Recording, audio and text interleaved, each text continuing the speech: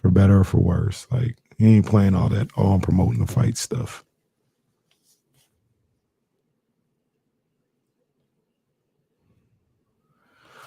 What's going on, y'all? How y'all doing, man? Thursday. Practically the weekend. That's the way I like to look at it. Although it's different now, because I have a job where, I work on Fridays. My other jobs, Fridays, I was just there. Kicking it.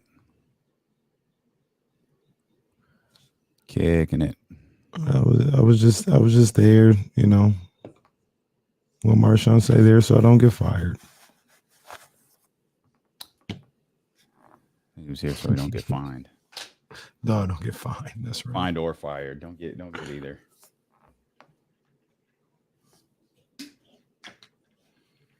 Sounds about right. I always forget, Jesse. What, you 25? Yeah. Jesse out there hustling. Damn. I can imagine.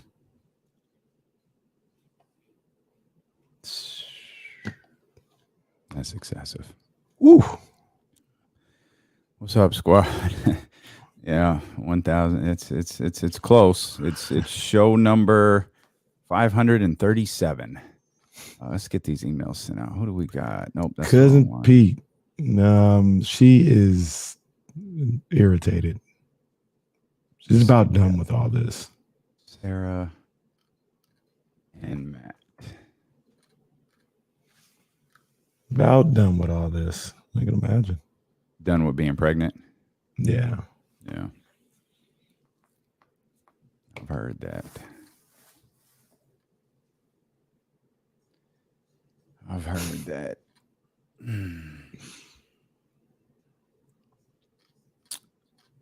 Show coming Appreciate up. that, Johnny G.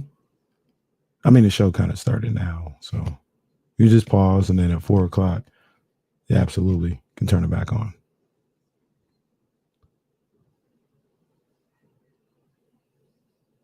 I was thinking, got to map it out a little bit, but it was sparked from that Twitter post we were tagged in. Like the story behind Rapper's Delight. So that hit it? I'd have to start working on it now. I think it could be interesting. I think it could be good. The historical episodes have done really good. The Culture Pushers one did good. The first one obviously did really good. Mm-hmm. I don't know. I'm going to work through that one a little bit more in my head. I think it could work, though. Absolutely.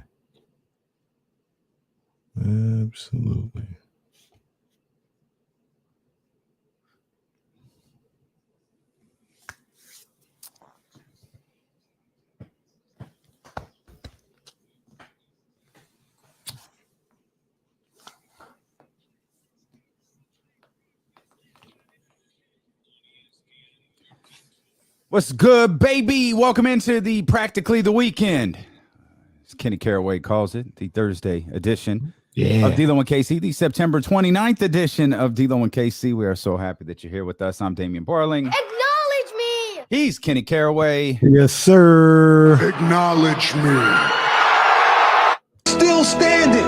I'm still strong. Still standing, still strong indeed. We've got us back like she never left. Olivia Christian's back with us. Maybach coming up at 117.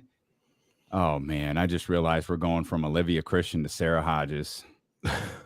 Chat house going to be thirsty, bro. Chat house I'm telling be starving out here. Like, I'm putting the chat house on notice. Y'all need to behave. We got company coming in today. Let's calm down. Matt George is going to be with us coming up in the final hour. Calm down when Matt George gets here too. I know how y'all act when he start unbuttoning shirts. I forgot who said it that one time. They were like, and Sarah was on, then Ben. They're like, or then Matt. And they're like, oh, Sarah, now Matt. They got all the baddies on today. Indeed, we do. D-Lo and KC, home of the baddies. Matt, Sarah, and Olivia. We'll get into week 4. I just put in my picks. It's Thursday. If you're part of the D-Lo and KC Pick'em League, get your picks in. Get them in. Get them in. Before tonight's Thursday night game with the Miami Dolphins and the Cincinnati Bengals. I don't feel great about the San Francisco 49ers this weekend, but we'll talk about it. We'll talk about it for sure. We'll talk Kings basketball as well, and you've already got the guest list. But we'll start with Aaron Judge last night. Home run number 61.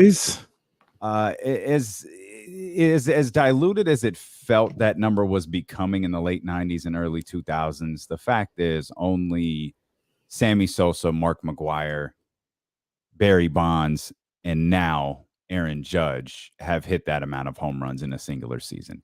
Yeah. It's special. It's a tremendous accomplishment. And I know McGwire did it a couple of times. I know Sosa did it a couple of times. But ultimately, it's still only happened a handful of times in the very, very long history of Major League Baseball. That in and of itself, and the fact that Aaron Judge, in a year where he can hit the open market at the age of 30, is putting on an incredible offensive season where he has a very, very real chance of winning the Triple Crown. Mm-hmm. That in and of itself is special enough. The think pieces and retrospective looks about this being the all-time single-season home run record is ridiculous. Yeah. It is not. He did not tie the home run record yesterday. He tied the American League home run record. Mm-hmm. That's a tremendous accomplishment. But you can't decide to rewrite history now. And if you want to, you can, but there's some caveats to that. If you want to eliminate the record that Barry Bonds had, that's perfectly fine. But we're going to go back to pre-Jackie Robinson and eliminate a whole bunch of records along the way, too. Fine. We're going to go year by year. We're not just going to point at Barry Bonds and say this was fake, this wasn't real. We're not just going to point at Mark McGwire and Sammy Sosa and say, no, this wasn't real. If you want to eliminate records, that's all right. That's all right. But we're going to go back a really long way and start picking some of these things off. We're going to eliminate wins that were accumulated before 1947. We're going to eliminate strikeouts that were accumulated before 1947. And you can start the record book right there. Mm-hmm. But we're not going to pick and choose where we a lot of these same people who are talking about Aaron Judge and really, in my mind, taking away from what he did last night and taking away from what he did this season by referencing it as the all-time single-season home run record.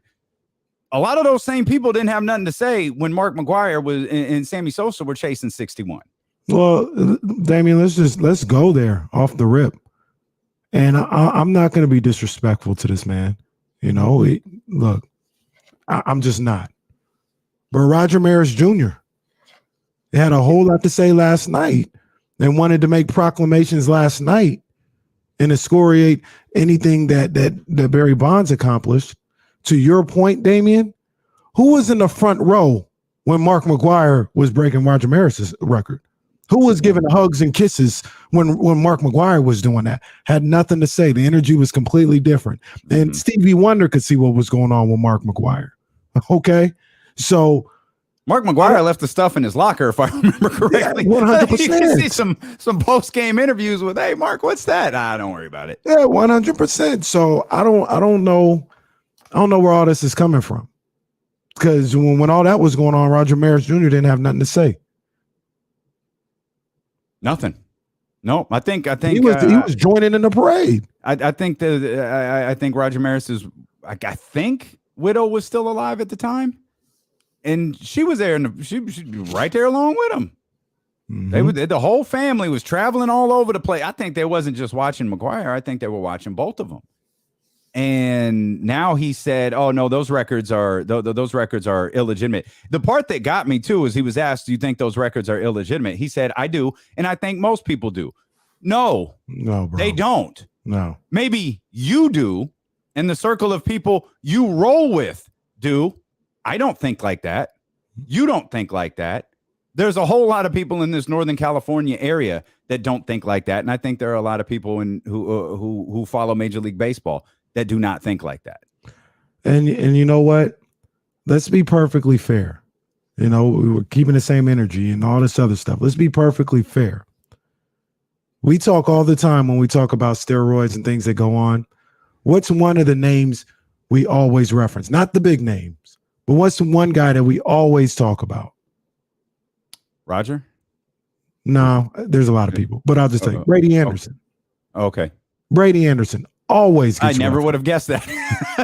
But he does, though, right? No, I absolutely know what you mean. We Brady always Anderson, talk about 50 home run season, I think. Yep. Yeah. I'm not accusing nobody of nothing. How do we know Roger Maris ain't Brady Anderson? Brady Anderson never failed no tests. He never got mixed in with no Balco or nothing like that. But everybody just assumes, oh, Brady Anderson was on the juice because he had one. He was a single-digit home run guy. Then he hit 50, and then he went back to being a single-digit home run guy. Roger Maris wasn't no power hitter. And all of a sudden, out of 1 year, you hit 61. 1 year. Yep. Yeah, we did this exercise because I pulled up. We did this exercise where we went through. I mean, the only one, and you said this to James Ham yesterday, and I'm in the same camp as you about Barry Bonds being the greatest baseball player that's ever lived.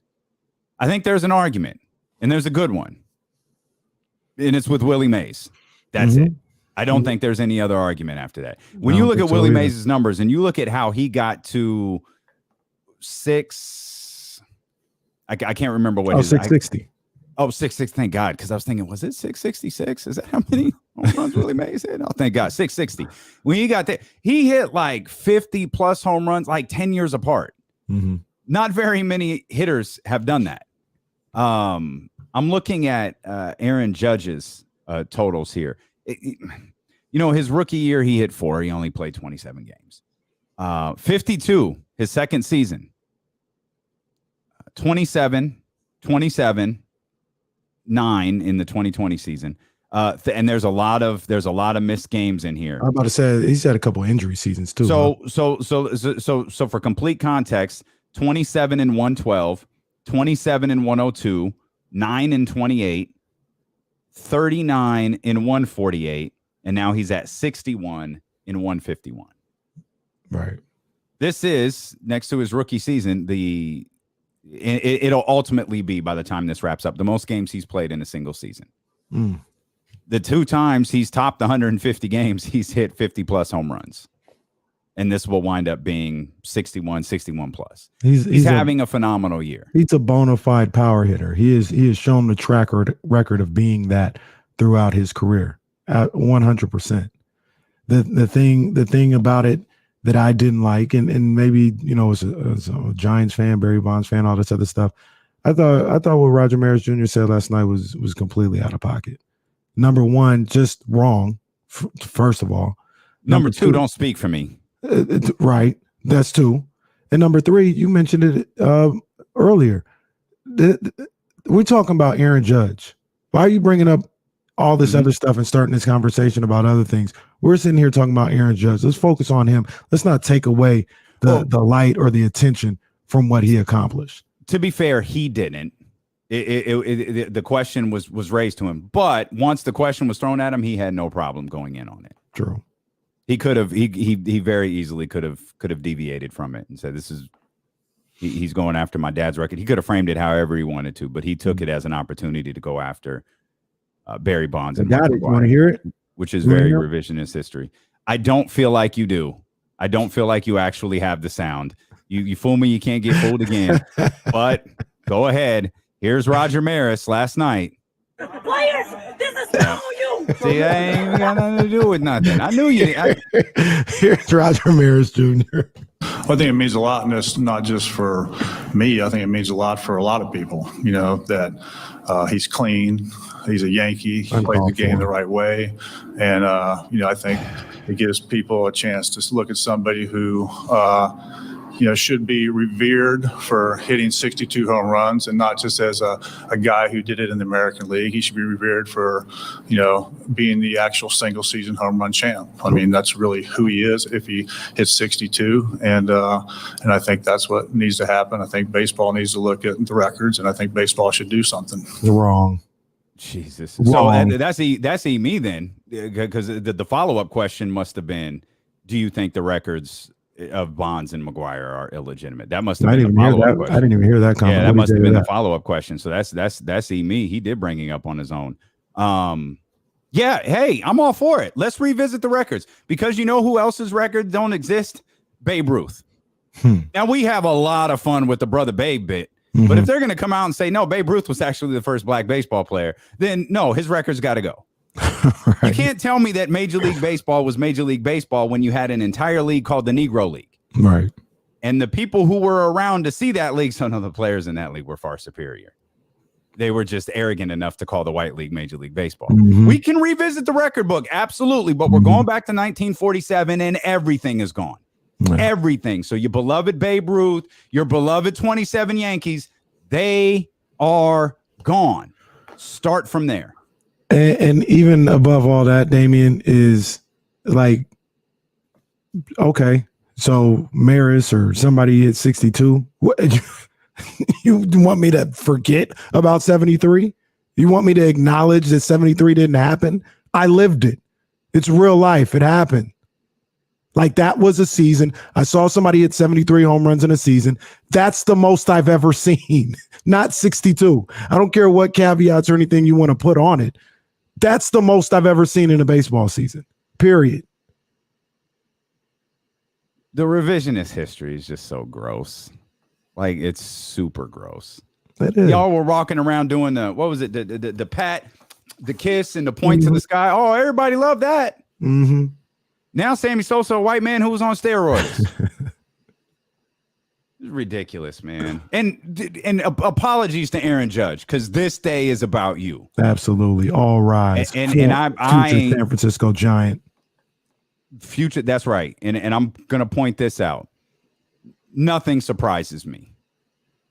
In baseball, in MMA, in track, in boxing, let's calm down with some of these definitive remarks we're willing to make right now. I'm saying. We'll leave it at that. We'll come back. We're just getting started. Stilo and Casey, chime in if you want to. 916-909-1320. We're Sacramento sports leader, ESPN 1320.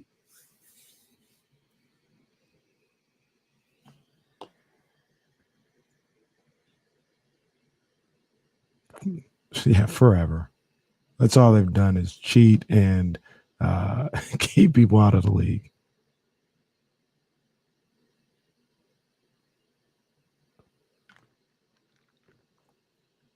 It's in its nature. It's in its culture, embedded in it.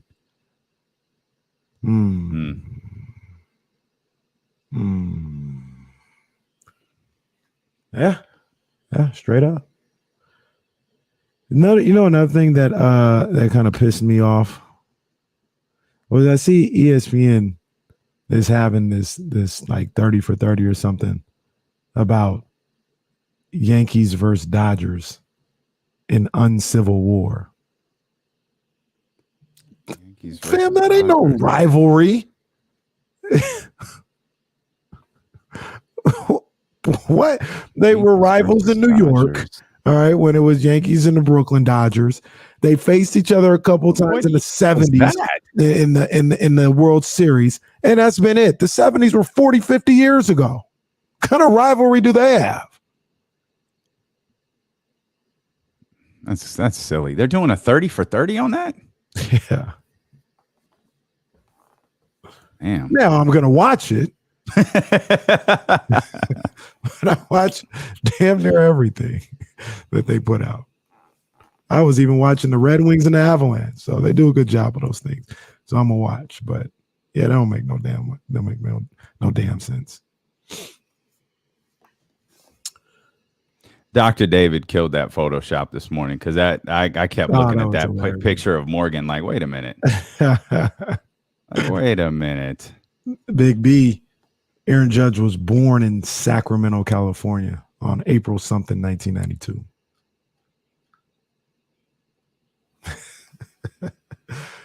Well, look, the one thing we're not going to do in here is talk about the Sacramento greater area. That's not what we're doing today. So, the greater Sacramento area. We're not having that conversation today on this show. But I'm just saying, he was born in Sacramento. 916 stand up. That's like people in Brooklyn.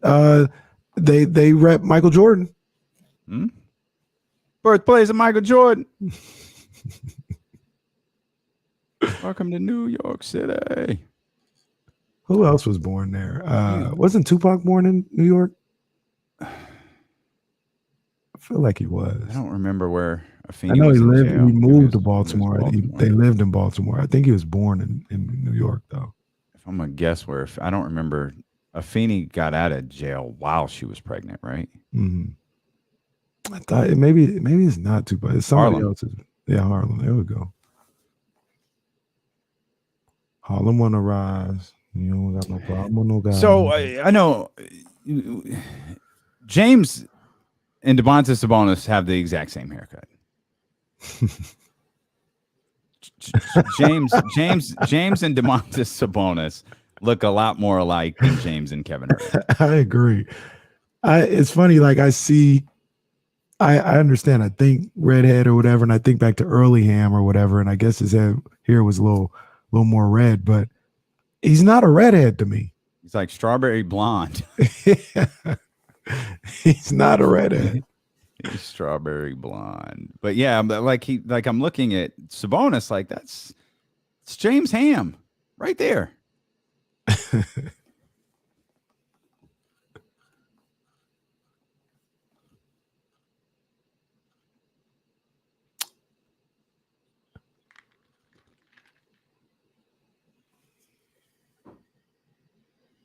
It depends on the person. So Doc Rivers is here. Reese, he's gonna do what he's gonna do. He tries to rep LA because he was born there, spent 4 years there. Oh yeah, LA, my hometown. Settle down, kid. Well, I mean, he spent 4 years there.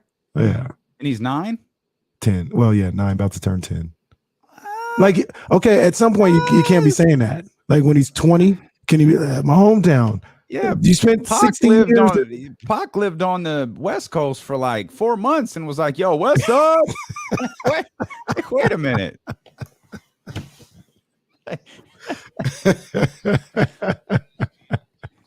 That's a good question, though. That might be the most interesting debate we've ever had. 916-909-1320. You can watch the show on twitch.tv/ESPN1320, youtube.com/ESPN1320. Of course, my partner, along with many others, are trying to bring Aaron Judge back to Northern California. And then there's a question of who gets to claim Aaron Judge.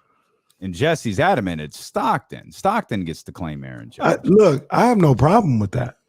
Yeah, Judge is 209. He's with us. Look, I have no problem with that. All I'm saying is born in Sacramento. Okay. And this was the discussion during the commercial break is so you just said Reese can't rep Los Angeles forever because he spent 4 years there. He's about to turn 10. That's pretty even, but at some point he's going to grow out of that. So when he's in high school, he's at McClatchy, he can't walk around going, "Yo, I'm from Southern Cali." He can't walk around with a Lakers jersey on. I'm from Southern California. Absolutely not. Okay. Aaron Judge can say he's from Linden and 209. That's no problem. All I'm saying is the facts are the facts. Born in Sacramento on April 26, 1992. I'm not saying we claim him or, he's the Sacramento born and raised. Obviously can't say that because he was raised somewhere else. I'm just telling you, like Brooklyn tells everybody else, Michael Jordan was born in Brooklyn. We got to confirm Tupac was born in Harlem. Mm-hmm. Aaron Judge, born in Sacramento. We birthed him. Okay. I don't know what to do with this information now. I'm just kind of tell him to come home. I just don't want to go down this weird rabbit hole of Tupac because then I'll get accused of all sorts of like terrible things. The episode, huh? New episode of Corners of the Culture available now wherever you get podcasts from on the Rise of Rick Ross. It's available now. Apple, Spotify, Google Play, whatever your favorite Pretty podcast good episode, platform man. If I say so myself, I was listening to it. I think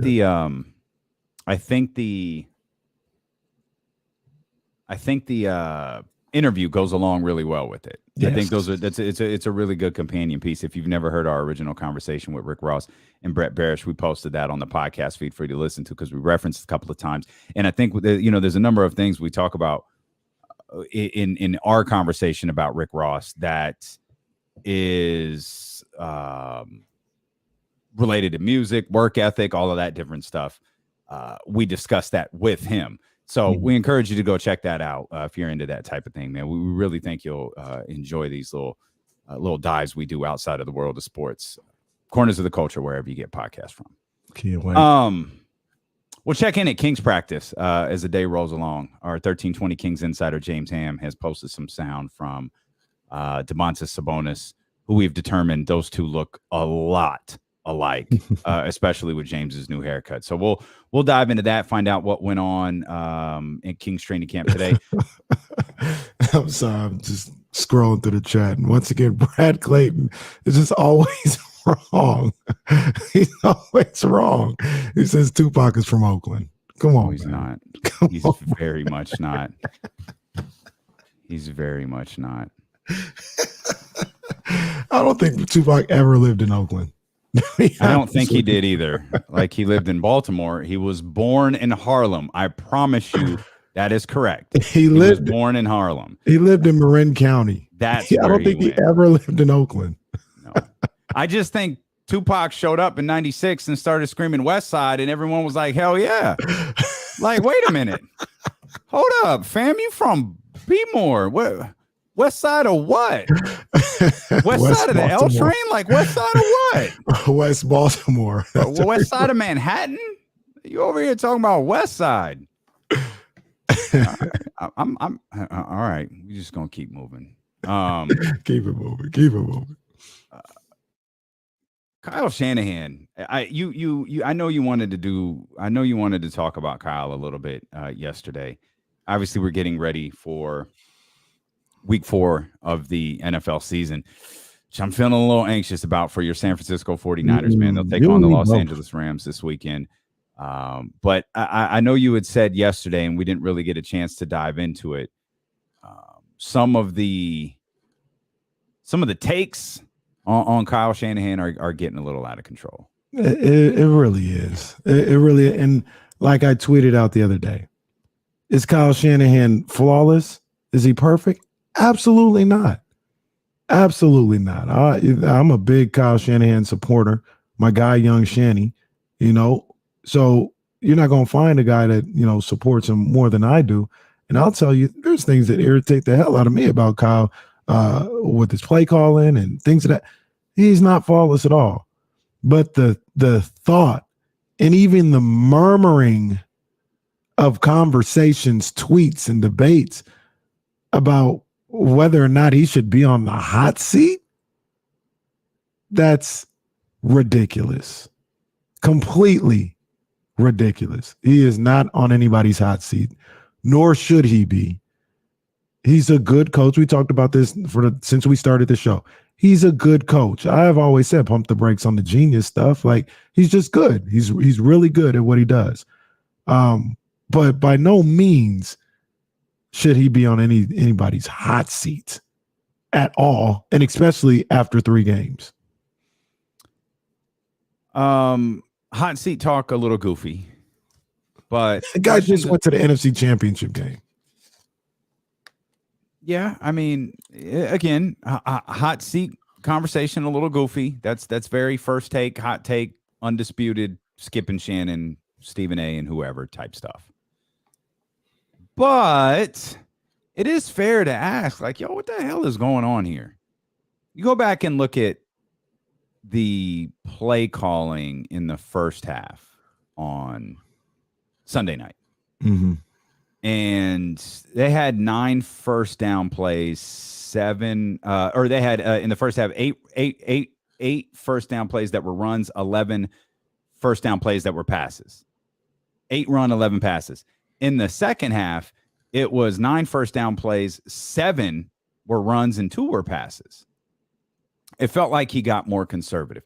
And this is a frustration, I think, with a lot of 49er fans. We could go back to I thought being upset with him after week 1, in especially the circumstances of the game, were a little bit odd, calling into question like the conservative play calling, when I think we all went into that game, regardless of the weather, thinking he's probably going to call this game relatively conservatively to try to get Trey Lance comfortable. And but it seems to be a theme. Trey Lance, Jimmy Garoppolo, quarterback change. Like it seems to be a theme that Kyle will get conservative. Well, number one, that is a frustration of mine from time to time, right? Like just because it's more fun to air it out, that to be throwing the ball all over the place. It's more fun to watch that. Nobody wants to watch somebody just running the ball 35 times to a victory. Like it's not fun.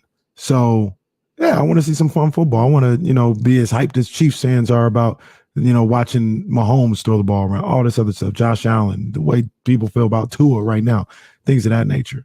So yeah, I'm frustrated because I want to see that. I've said numerous different times that he is the guy that looks at football where, he wants to always establish the run first. Like that's it. That's everything is predicated off the run game. And that's just the way he looks at football. It doesn't matter where the game is going today. He believes, tried and true, the run game starts everything, at least in a balanced, flowing offense. And it's hard to disagree with that because, once again, not sitting here calling him a genius, but he has been successful as an offensive coordinator and as a head coach with that type of mentality. Now, when it comes to Sunday, Doc Rivers, I wish they tell the whole story. It's so much better than mine. I just can't. I can't do it. I don't know. It's so frustrating. I want to be able to do it too. So I went back and looked at the drives from the second half. And what'd you say it was 9 first down runs? 9 first down plays. 7 were run, 2 were pass. 7 were run, 2 were pass.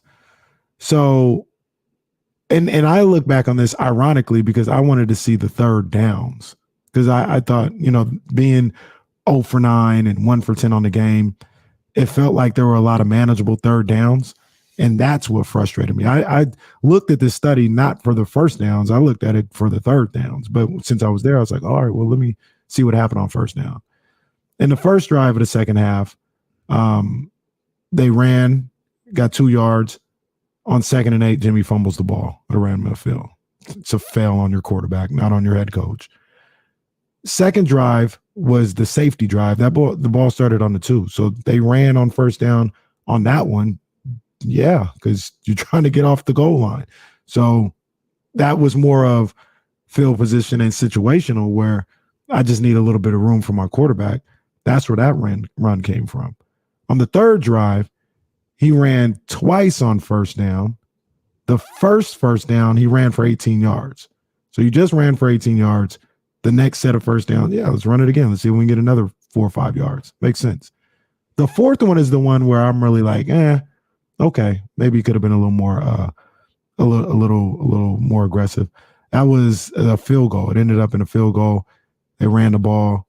I don't think they gained anything on that drive, and they got a field goal. Fifth one, they passed on the first down.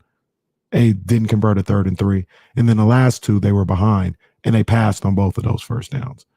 So, yeah, he got conservative, but I mean, it. Maybe, like I said, sometimes with this, you gotta look at what was going on. Could it have been that? And this doesn't answer any question. It just raises more. But could it have been the fact that in the first half, I don't remember what the 8 and 11, I think was the split, run to pass. They didn't pick up a first down or they didn't have a third down conversions on the third down conversion. They weren't able to convert any third down. We've got to fix this. Maybe if we, shorten up the yards, sure, they're picking them up. You mentioned the 18-yard run on first down. Second, they didn't have, what was the total number of first downs? 13 first downs. They had 13 first downs in the game. 1 was on third down. And that was in like the fourth quarter. That was like the last drive or second to last drive. Maybe Kyle's trying to rectify that problem. Yeah, and that's going into the second half. And to me, that's the biggest thing, with this offense. And some of them, I didn't look at any of the first half third downs. But in the second half, they only got to third down. I'm trying to look. There's 1, 2, 3, 4. I think there's 4 third downs. and they were 1 for 4 on those third downs. But the reason why I started this whole study is the distance is the thing. 3rd and 18, 3rd and 10. With Jimmy Garoppolo, that's not good enough. Like you need to be closer to the sticks at that point. The 3rd and 3, that's more so where you want to be. And a lot of that comes from, Damian, you try to run the ball on first down. You try to get if you're and I don't know what their average was in this game on Sunday, but if you're averaging 4 yards a carry, all right, let's get a quick 4 yards. We're at 2nd and 6. Everything with Jimmy, and I don't know if it's just Jimmy, if he had, Patrick Mahomes or Josh Allen or something like that, he would do things differently. But he has Jimmy Garoppolo.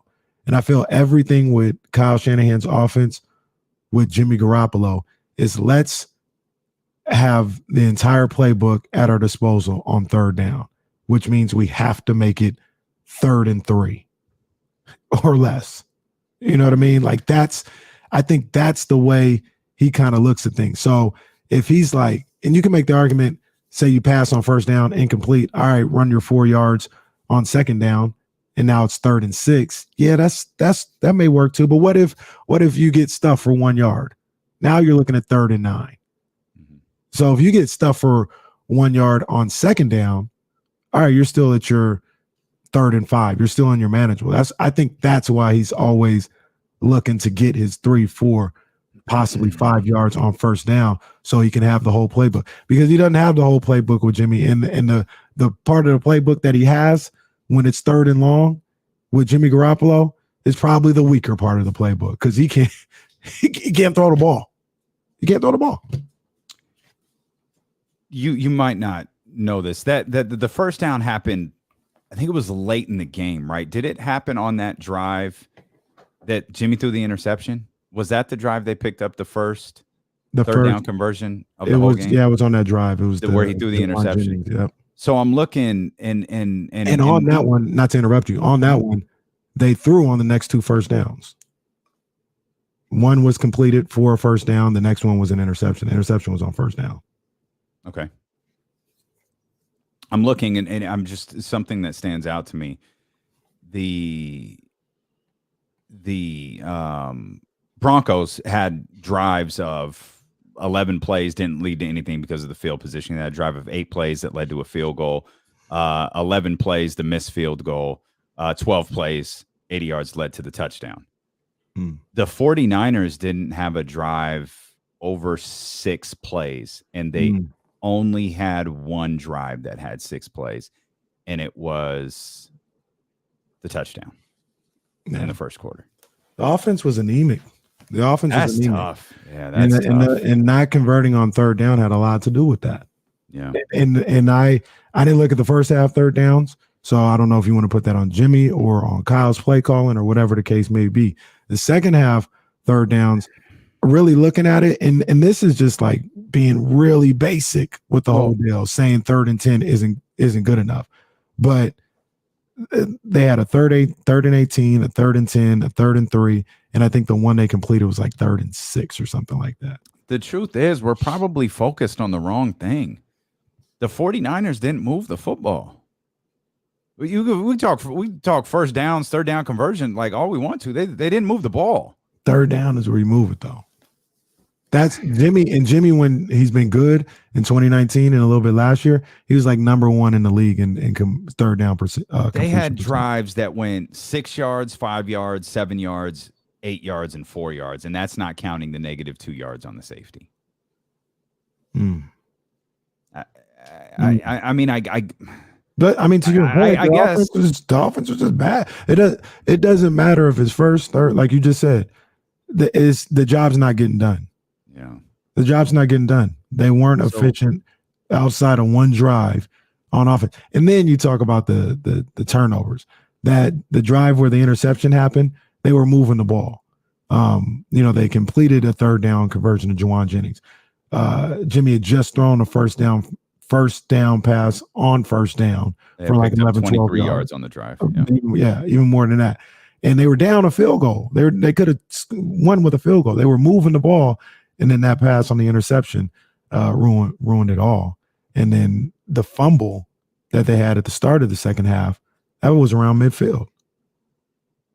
So They had a combine that stretch. with missed throws and missing guys wide open, it's all bad. They had a stretch after the touchdown. Punt, punt, punt, punt, end of half, fumble, safety, punt. So how does it get better? Like, how does it get better now? Like, against the Los Angeles Rams without Trent Williams? There's going to be some Colton McKivitz, I think, is stepping in Trent Williams' spot. I think Daniel Brunskill's returning to practice today. Yeah, that's what I heard too. Yeah. So Brunskill, they're like, that's a positive, but you've still got Aaron Donald lined up over there. You've got a weakened offensive line with Trent Williams out. You've got Jimmy Garoppolo and the variety of things that he gives you. Like, how does it get better this week against the team that won the Super Bowl last year and beat you in the NFC Championship? Well, and to be fair, that was kind of a rhetorical question. I don't expect you to have a game plan for how it's going to work with the 49ers But there is an answer to it, though. It gets better by executing on third down, which you were kind of in the same situation. You were in the same situation last year when you faced these guys on Monday Night Football. You know, it's not far off. And there were big questions about the offense, about the quarterback. I mean, we were a game or two away from seeing Trey Lance around this game last year. And what they did in that game was they established the run in a major way. They converted on third down by giving Jimmy short third downs, and they didn't turn the ball over. Like that's the formula for a Kyle Shanahan team, and especially with Jimmy Garoppolo under center. Probably most importantly, you can't turn the ball over. You can't do it. 916-909-1320. Let's get to our brother Herbert here. Herbert, what's happening, my man? Hey, what's up, D-Lo? What's up, KC? Herbert, what's Herbert, up, dog? are you walking through a car wash right now? No, I'm driving. Oh, okay. What's happening, bro? Hey, with Shanahan, right? I think TP called last week, and everybody questioned. Oh, no. 49ers fans, do y'all remember what it was like when we had Mike Nolan? Oh. Do y'all remember what it was like when we had Chip Kelly? Mm-hmm. Remember what it was like when we had Singletary? Mm-hmm. Shanahan has brought the 49ers an identity. We can run the ball and we can stop the run. And that's how you win in the playoffs. And I don't want to go back to looking for a coach or looking for a system. Shanahan brings a mentality to the 49ers. They're tougher than everybody else. When we come into the building, we're going to maul you. And that's the bottom line. And Shanahan, man, that's our coach. Come on, man. Okay, Herbert Romo. I got Herbert Owens. Herbert Owens. That's our coach. Hey, but look, man, I agree with Herbert, man. Like there may come a time. There may come a time when Kyle Shanahan is worn out his welcome and it's time to move on. Mm-hmm. I think we're far from that. Far from that. And I understand people who say, like Herbert's one of his arguments was, you remember Mike Nolan? Do you remember Jim Tom Sula? Do you remember Chip Kelly? You want to go back to that? Sometimes, like I understand people who say you can't not make a decision or make a move because you're scared of what happened in the past. If the guy that's there right now isn't getting it done, then you have to move on. I understand that. But there is also some truth. Like, who do you want? Who are you going to get? Yeah, Sean Payton, maybe, but Sean Payton's already going to Dallas. Sean's going to Dallas. Worst kept secret of the last 3 years. All right, he's going to Dallas. So outside of that, who do you want? You want to put DeMeco Ryans in there? Are you sure he's a head coach? We talk all the time about guys who are good coordinators, but maybe not good head coach. Bob Salah is in New York. Yeah, how's that working out right now? Well, I'm not going to criticize Bob too much, but I also think there's probably another dynamic to this that you have to recognize for the anti-Kyle Shanahan people is if Kyle's gone, John's probably gone too. Yeah. So you're really, really starting over. You're not starting over roster-wise, but you are completely restructuring this front office.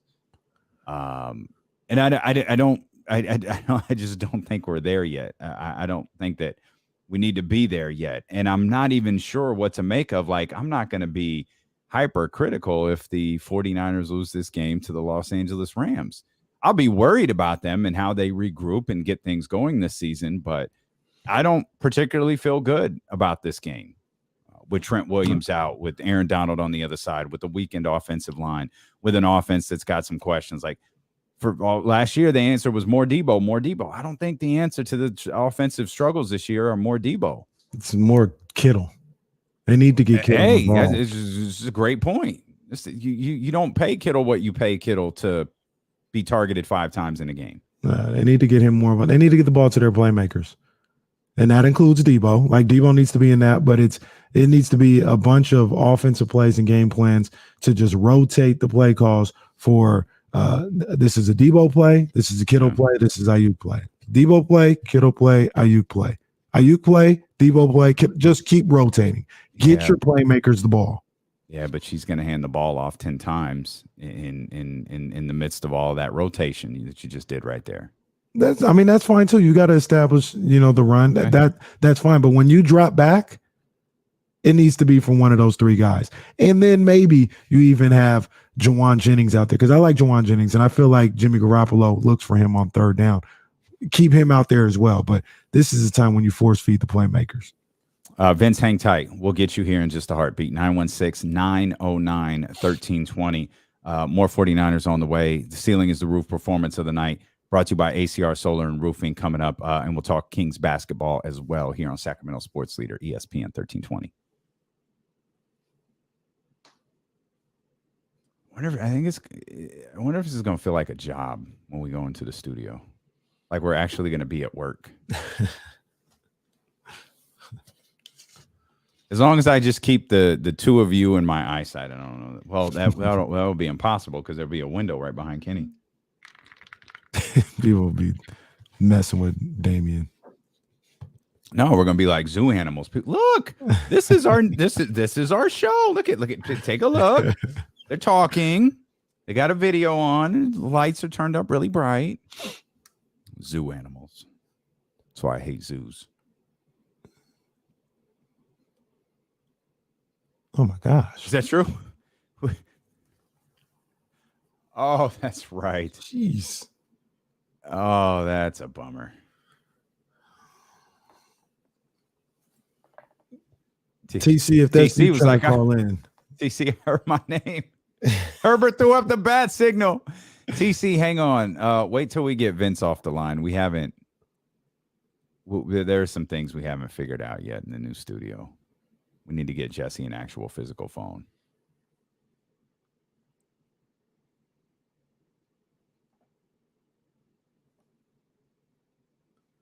I don't even know why I'm clicking on this.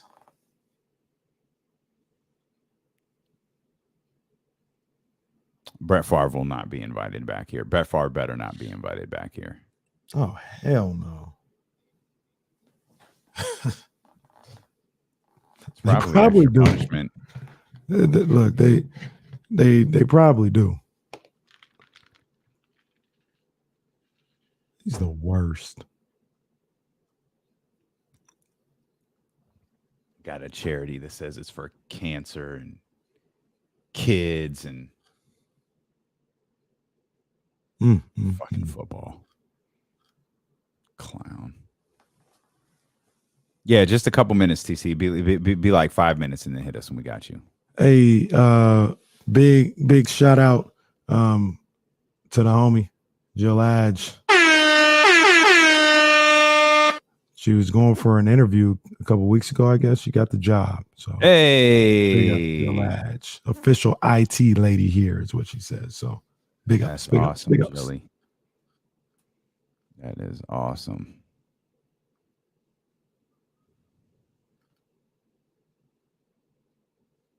Awesome.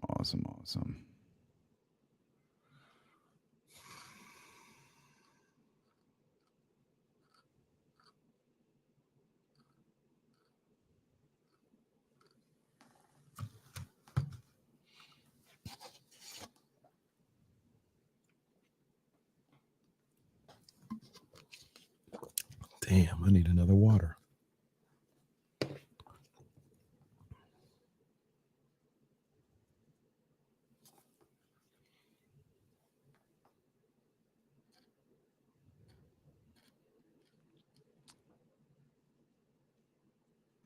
Silence.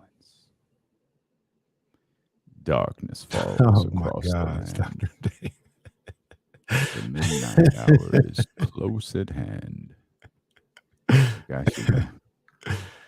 I'm Blaine Edwards. Damien, don't act like that. Don't stop. Twan. And welcome to Men on Films.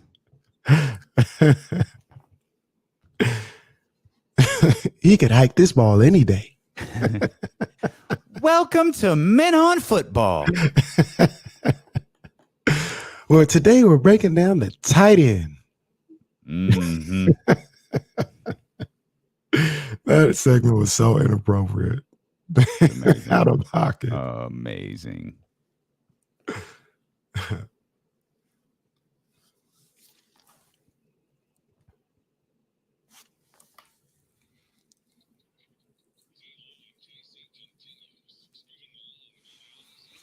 Live on Odyssey app, live on Twitch, YouTube, and Twitter as well. Olivia Christian coming up in about 30 minutes. Sara Hodges right after that. Matt George in the final hour of the show. You know what'll just have you, in a chokehold sometimes. And you'll just be lost for a few hours. What? Law and Order SVU on USA. Happened to me last night. I had planned to watch get back into the Lakers doc, because I just seen like the first episode. So I was about to get back into it. And man, I caught the last 15 minutes of this episode. The next thing I know, it was 1:30 a.m. Oh, that happened at like 10:30. Well, I saw 2 crazy episodes, boy. Crazy episodes. I think I've gotten caught up like a couple of like Saturdays or Sundays. Like just random days where it's like, hey, and then you could get brought into the storyline. Like, what is this? Oh, man, and don't let it be a 2-parter, because now 2 hours is just done. Yeah, Maybe having 2-parters out there. Is that show still on? Yeah. Wow. Still on. Was it on? Do you know if it was on the top 100 list? Because it should have been. That is a great show. I don't know if there's a huge difference between that and Criminal Intent. I don't really watch Criminal Intent, but SVU seems to be like their main one, and that's well. Isn't there show. a regular Law and Order too? Yeah, I think there's 3 of them. Yeah, I don't know if it was on the top 100 to be like I didn't thoroughly examine the list. I looked for Martin, The Cosby Show, and like a few other shows. And you weren't going to find them. Not at all. Definitely no. Have you? Speaking of Rolling Stones list, have you watched any of the new Atlantis? I haven't. No. I meant to do it. I meant to start after Sunday Night Football and never got to it. So yeah. It'll maybe. Oh, it's not gonna happen. It'll happen. Don't get it twisted from what I said the other day. One of the greatest shows of all time. No, he was hating. No. Let's just be perfectly clear. One of the greatest shows of all time. I love Atlanta. Not what we heard. And even on a season where I think I was just upset they weren't in Atlanta. Like I saw them doing something different. It was very, very different. That last season was very, very different. I wanted them in Atlanta, but even with them not in Atlanta and like taking every other show off to do a specialty episode, it was still phenomenal. Like it was still great. I don't think it was better than the first 2 seasons, but it was still great. It was it's like the Twilight Zone. It was. It was good. No, it was very really good. It was very good. Like you can't passively watch an episode of Atlanta. Mm-hmm. Like you have to be tuned in, or you're going to be extremely confused by what's going on. 916-909-1320. Vince, we appreciate you hanging in there, man. What's going on, bro? Hey, what's going on, guys? So I caught the tail end of you guys breaking down the game with the Niners and the Broncos. Mm-hmm. I missed it, but how much of their offensive woes attributed to Denver's defense and what they weren't letting them do? I think a good. Yeah. Yeah. No, and that's a fine point. Yeah, that's a fine point that I tried to cushion the blow of this loss a little bit on Monday by saying don't sleep on this Denver Broncos team. We're caught up in how bad their offense is, and their offense has been bad. But we said this on game day. This was I think a 1 versus 3, depending on the type of rankings you were looking at. This was a 1 versus 3 matchup in terms of defense, with the 49ers being 1, the Denver Broncos being number 3. Yeah. No, they had a lot to do with it as well, because that is one of the top defensive units in the game today. So they made plays as well. I think the frustration for me and for other people were, they're as good as Denver's defense was, there were plays out there to be made, and it was either just missed or poor execution. And right. That's what's frustrating. And I'd argue San Francisco's defense is better, and Russell Wilson made plays. Once. Yeah. That's all he needed to do. Well, the game was within reach. He made plays on that 12-play drive, got them in the end zone, and got them the win. And I think that's that's what it boils down to. That's what we've talked about so many times in the past, when we thought whether it was Trey Lance was the quarterback or Jimmy Garoppolo was going to be the quarterback. The defense is gonna anchor this season for you. Yeah. But you're going to need your quarterback to make a play. You said it. Chris Biederman said it. Kyle Madsen said it. Damn near every 49ers. Eric Crocker said it. Everyone who has joined us has said the same thing. You're going to need your quarterback to make a play. And Jimmy couldn't. Yeah. Russell Wilson couldn't do it. So you talk about how you have a bad feeling for this game on Monday night. I do too. And I'm pretty good with my proclamations, especially with my team. And I see a scenario. I can see a number of different scenarios. I can see them winning on Monday for sure, because they just play the Rams really, really well. And the Rams aren't that good. They have top-end talent like Jalen Ramsey, Aaron Donald, Cooper Kupp. Those guys are good. Matthew Stafford's really good. But there's a talent discrepancy on that roster, and they haven't looked good at all to start the season. But I can see the Niners losing that game, and then we're looking at the next 2 games. It's like, all right, they're going on the road, and that's always tough, but you're playing 2 teams that aren't Denver and aren't the Rams in Carolina and Atlanta. See if you can get to 3-3 before you get to that game against the Chiefs back at home. Like I can see that being the narrative. And then you beat Carolina. All right, well, you need to take care of business against Atlanta to get you back to 500. Take a breath. Now you've got the Chiefs coming. Like I see that playing out. I do. The ceiling is the roof. Let's make it happen. Let's keep moving forward. The Ceiling is the Roof performance of the night, brought to you by ACR Solar and Roofing. Call 916-481-7200 to set your appointment. You want to get your roof looked at. You want to find out if a new roof is right for you. You want to find out if solar energy is right for you. You want to lower those energy bills, energy costs. ACR Solar and Roofing has got you covered. Again, 916-481-7200. Call John. They'll get you set up with that wonderful team out there. No need to overthink this. The answer is Aaron Judge. Home run number 61, tied for the lead in batting average, leader in RBIs, and the AL home run record went his way, in addition to an opportunity to win the Triple Crown this season. A phenomenal season by Aaron Judge that should not be overshadowed at any point by anyone's proclamations about what Major League Baseball's record book should look like. Aaron Judge has had a phenomenal season, and he is your ACR. He is your Ceiling is the Roof performance of the night, brought to you by ACR Solar and Roofing. It's not done yet, but him getting to 61, possibly getting to 62 is the culmination of one of the greatest offensive seasons I've ever seen in my life. Yeah, what a season from Aaron Judge. And I think he would have done this either way. But this is the ultimate contract year season right here. Like, oh, you didn't want to pay me? I'm looking for $500 million. Let me go out here and win a Triple Crown and be like the 7th man in baseball history to hit 60 home runs. Let me do that real quick and see who wants to pay me. The ultimate contract year this year from Aaron Judge. They will all pale in comparison. Can you imagine if the Yankees win the World Series? The Yankees win. But then, oh, wouldn't it be something if Sterling messed up that call? That would be tremendous. I actually number 62. It is gone, but caught. Oh man, he's still at 61. Still at 61. I heard the Sterling call of yesterday. Sterling, he's at 61. Now, what did I do wrong? What did I see wrong? That's all right. All right. The legend.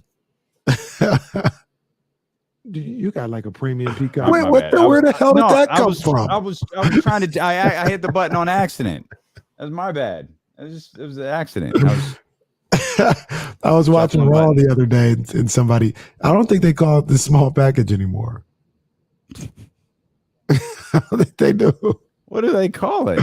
They did the move. Scared to ask. They did the move, and he's like, "Oh, roll up." Well, the roll up and the small package are different. Yeah, but it was the small package, and they didn't call it that. It was something like very vanilla. I think it was actually a really good match. It was AJ Styles versus Sami Zayn. That was I usually don't watch whole matches like that. That was entertaining. That was good stuff.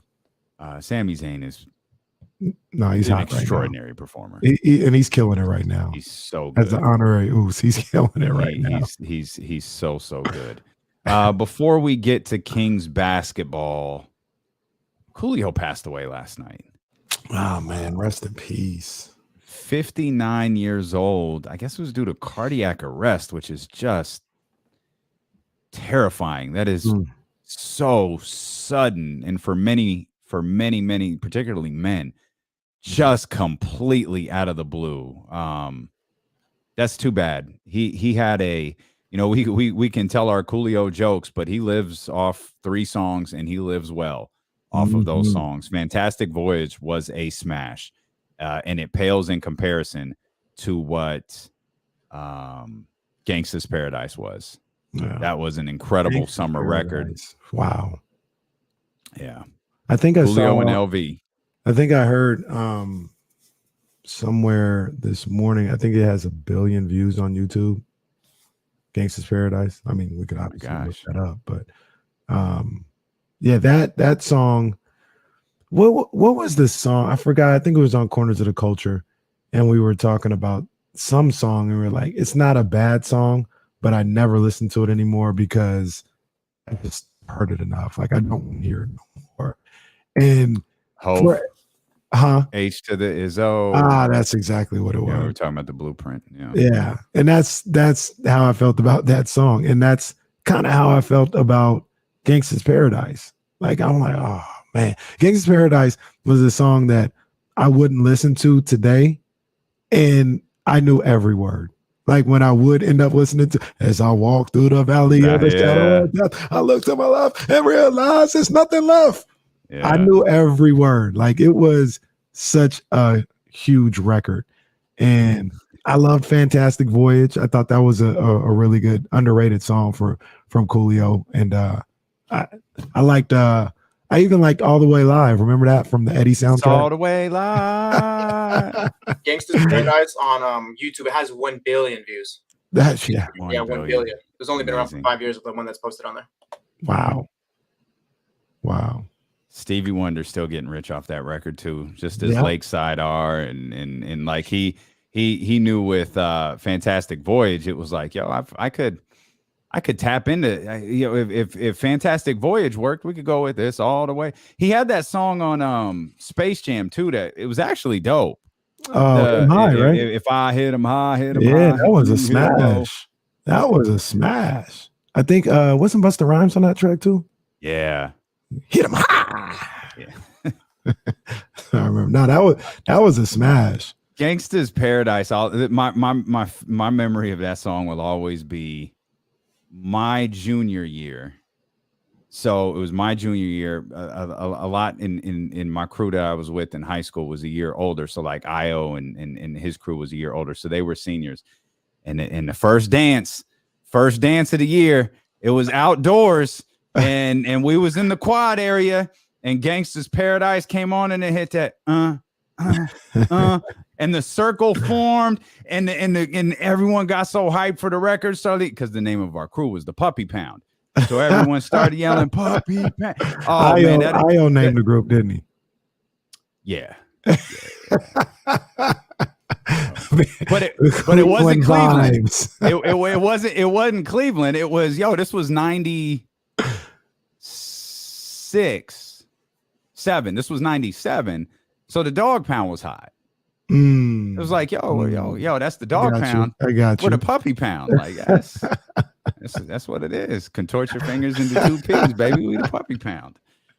But that will always be my memory of Gangsta's Paradise. Of course, Dangerous Minds and Michelle Pfeiffer and just iconic, an absolutely iconic summer record. Yeah.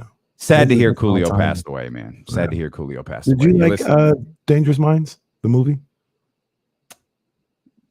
Sure.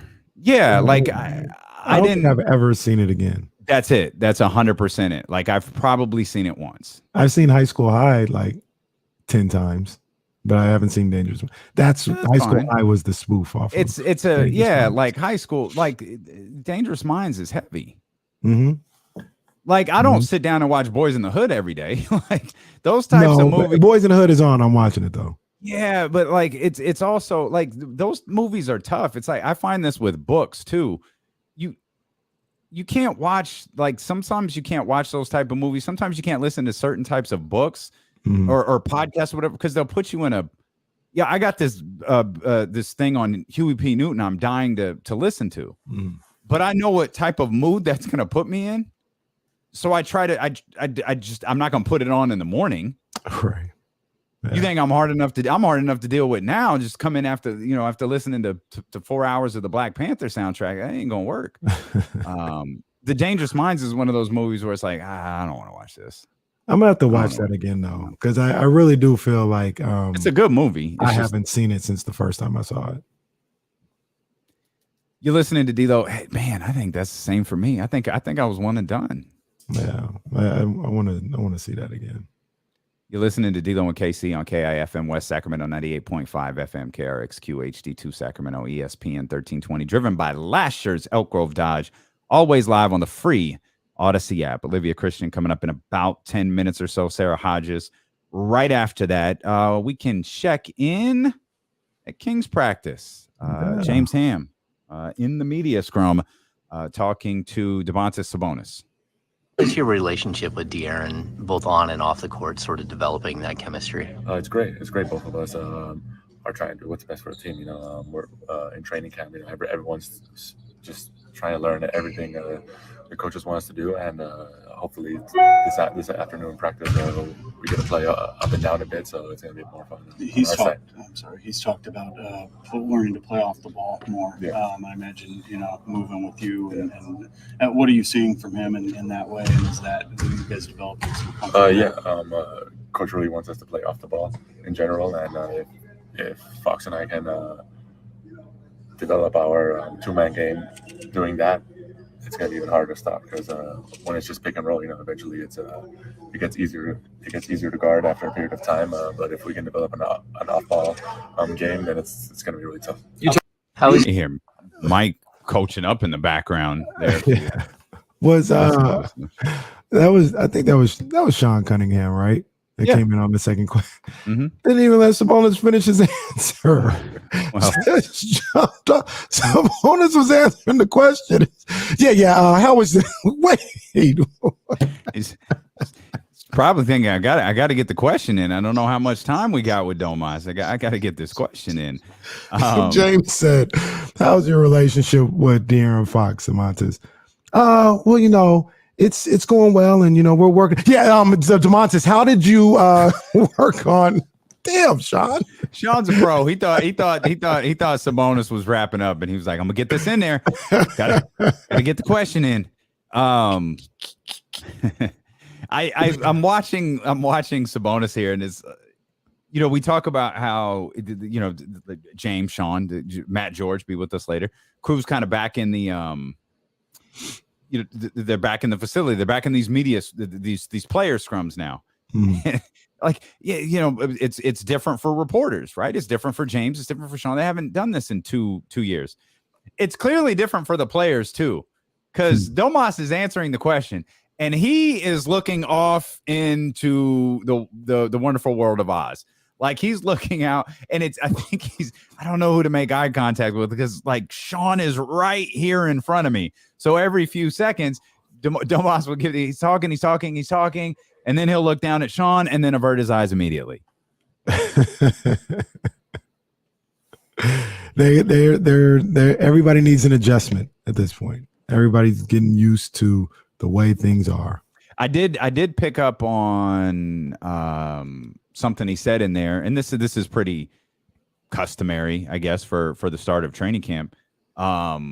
Second practice coming later on today. 2 days. Yeah. 2 days, getting after it. Yeah.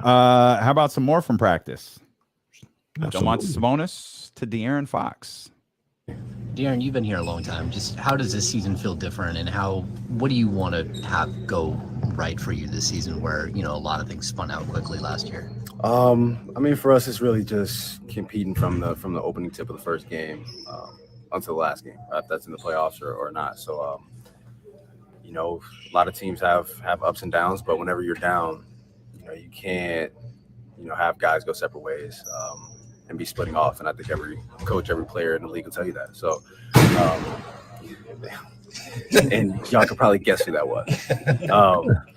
But yeah, it's really just coming together early and staying together through all the goods and bads. Does it feel like Mike is sort of a reset button for you and the rest of this team? Yeah, definitely. Obviously, I've been a part of the organization, but like I said, this is an entirely different team from any of the past 5 that I've had.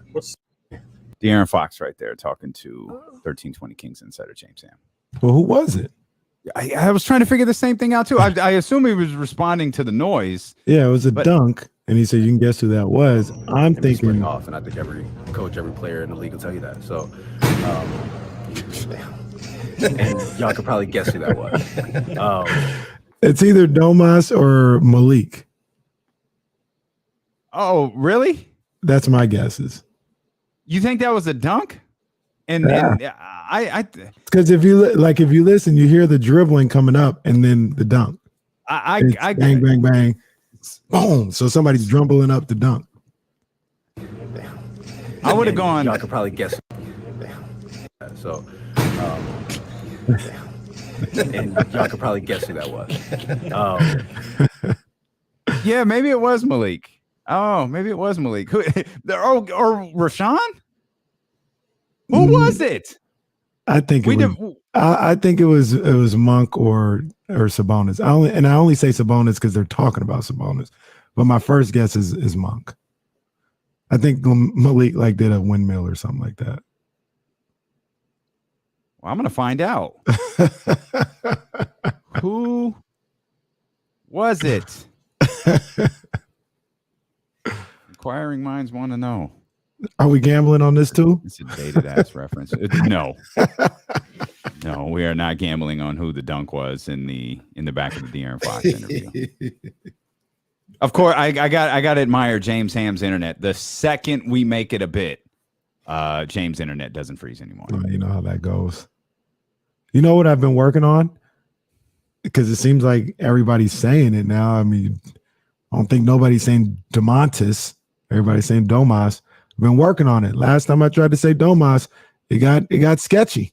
Well, no, that was just you really dove into the deep end on live television. I think that's all that happened. I have to work on it. You've got it. I think you've only messed it up once. You just messed it up on live television. After that time, I didn't say it no more. I said Domantas. I like Domantas. Yeah, I like Domantas. I don't know. I like that as a man. Domas is cool, but Domantas that's dope. Sabonis. What? Sabonis. What is wrong with you? Grow up. It's like dealing with a sophomore class. Jesus, dude, you need help. You need a minute. You need to take a breather. Get some water. We'll step out. We'll come back. Olivia Christian will be with us. I'm sure she is ecstatic about her boy Aaron Judge and his performance last night. So we're really going to dive into things. Olivia coming up. Sara Hodges. I don't know how excited Sara Hodges is going to be. Oh. Kept assuring her, "Oh, Sara, everything's going to be fine. Everything's going to be fine." I'm not certain everything's going to be fine with her Las Vegas Raiders anymore. So we'll talk to Sara coming up. Matt George coming up. Final hour of the show. Much more ahead here. Steelo and Casey on Sacramento Sports Leader, ESPN 1320. ATLN. I really do need to get some water. I'll be right back. Yeah. Oh. Bam! What's up, buddy? Hi. Oh, whoops. I got to pod you up. Hang on. What's up, buddy? I'm sorry. I know I was in and out. I've been trying different things. Oh, no. No, that's probably not you. It's probably Kenny. It's all right. Okay. We'll probably just have to wait for Kenny to get back. There's no problem. I was testing to see if there was a delay, and when I was hardwired in, there was a delay. So now I'm back on Wi-Fi. Are you sure the delay was because of the wiring and not your headphones? Because don't you like to use Bluetooth headphones and you can't use Bluetooth headphones? No, I've honestly only used the headphones one time, and that's when you told me you can't do the headphones. So I had the Ethernet cable connected to my laptop here, and when I checked in, there was a little bit of a delay. So what time does Olivia freeze? That's the question for everybody. What time does Olivia freeze? This stresses me out so much. I am a type A person. I hate when things don't work when they should just easily work. I know. It's all right. We always cover for it. It's all right. We got it. It's no big deal. And this three-way, like when it's super close on my face, I know you don't like it, but I don't. We could do that. We could bring the staircase back. It's whatever you want. It's your show. I'm just saying. I apologize to everyone who has to see every pore on my face. Stop it. See, I didn't even make the. I don't like that. That's cute. I mean, I like it generally. Yeah, but it doesn't work right there. So everyone, they know who you are. We'll put it up every once in a while and remove it. You can do the 3 if you look great. I don't even know what you're talking about. It's fantastic. What do you mean? It's perfect. Hey, Kenny Casey Caraway. He can't hear you yet. He doesn't have not yet.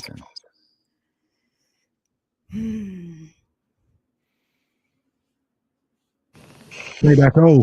Hey. What is good? How you guys doing? We all right. I had to turn the air on, man. It was hot up there. We're still we're still in like the 90s down here. It's like mid to high 80s. Oh, okay. I thought you guys were out of it. Oh no. We're out of it. Like compared to where we were, like this is a walk in the park. Yeah. Yeah, the weekend I was up there and I had to take a couple lifts. The drivers did not have their air on. I was like, are you trying to kill me? What are you doing? It's 100 degrees. I know this is nothing to you, but this chocolate is melting. Yeah, bro, you need to put your air on. You're getting a 1-star review for this. I used to do Uber. I had good experiences doing Uber. I've never done Uber. I've only done Lyft, and I haven't had a car in 20 years. So I basically Lyft around the airport, back and forth to the airport, and then around whatever city I'm in. So I could be wrong. I think Kenny meant he drove. Yeah. Oh, yeah. My bad. That just went right over my head. That's okay. Yeah, I was like, you haven't had a car for 20 years and you did Uber? That's wild. Yeah, I drove. I'm flying around to different cities, driving. Amazing. I was driving around LA, and I didn't do it like often. A couple of times a week at night. I'd go, like the whole plan was you wanted a long ride. So I'd like go to Westwood and try to get somebody to go to LA or to Hollywood and do that. I'd go to Long Beach and do that too. It was cool. I'm afraid of giving bad reviews because I don't want to get stuck with bad drivers. So even if it's so, I'm like, great, I didn't die. 5 stars. That thing, what I came to realize though is that only works if you have a certain type of car. Like if you have a little Prius that's good on gas, like yeah, it works. I had this Infiniti FX35 that took premium gas. Like I'd make like $60 and have to put $40 in gas every time. It was that didn't work for what I was doing. Hang on, guys.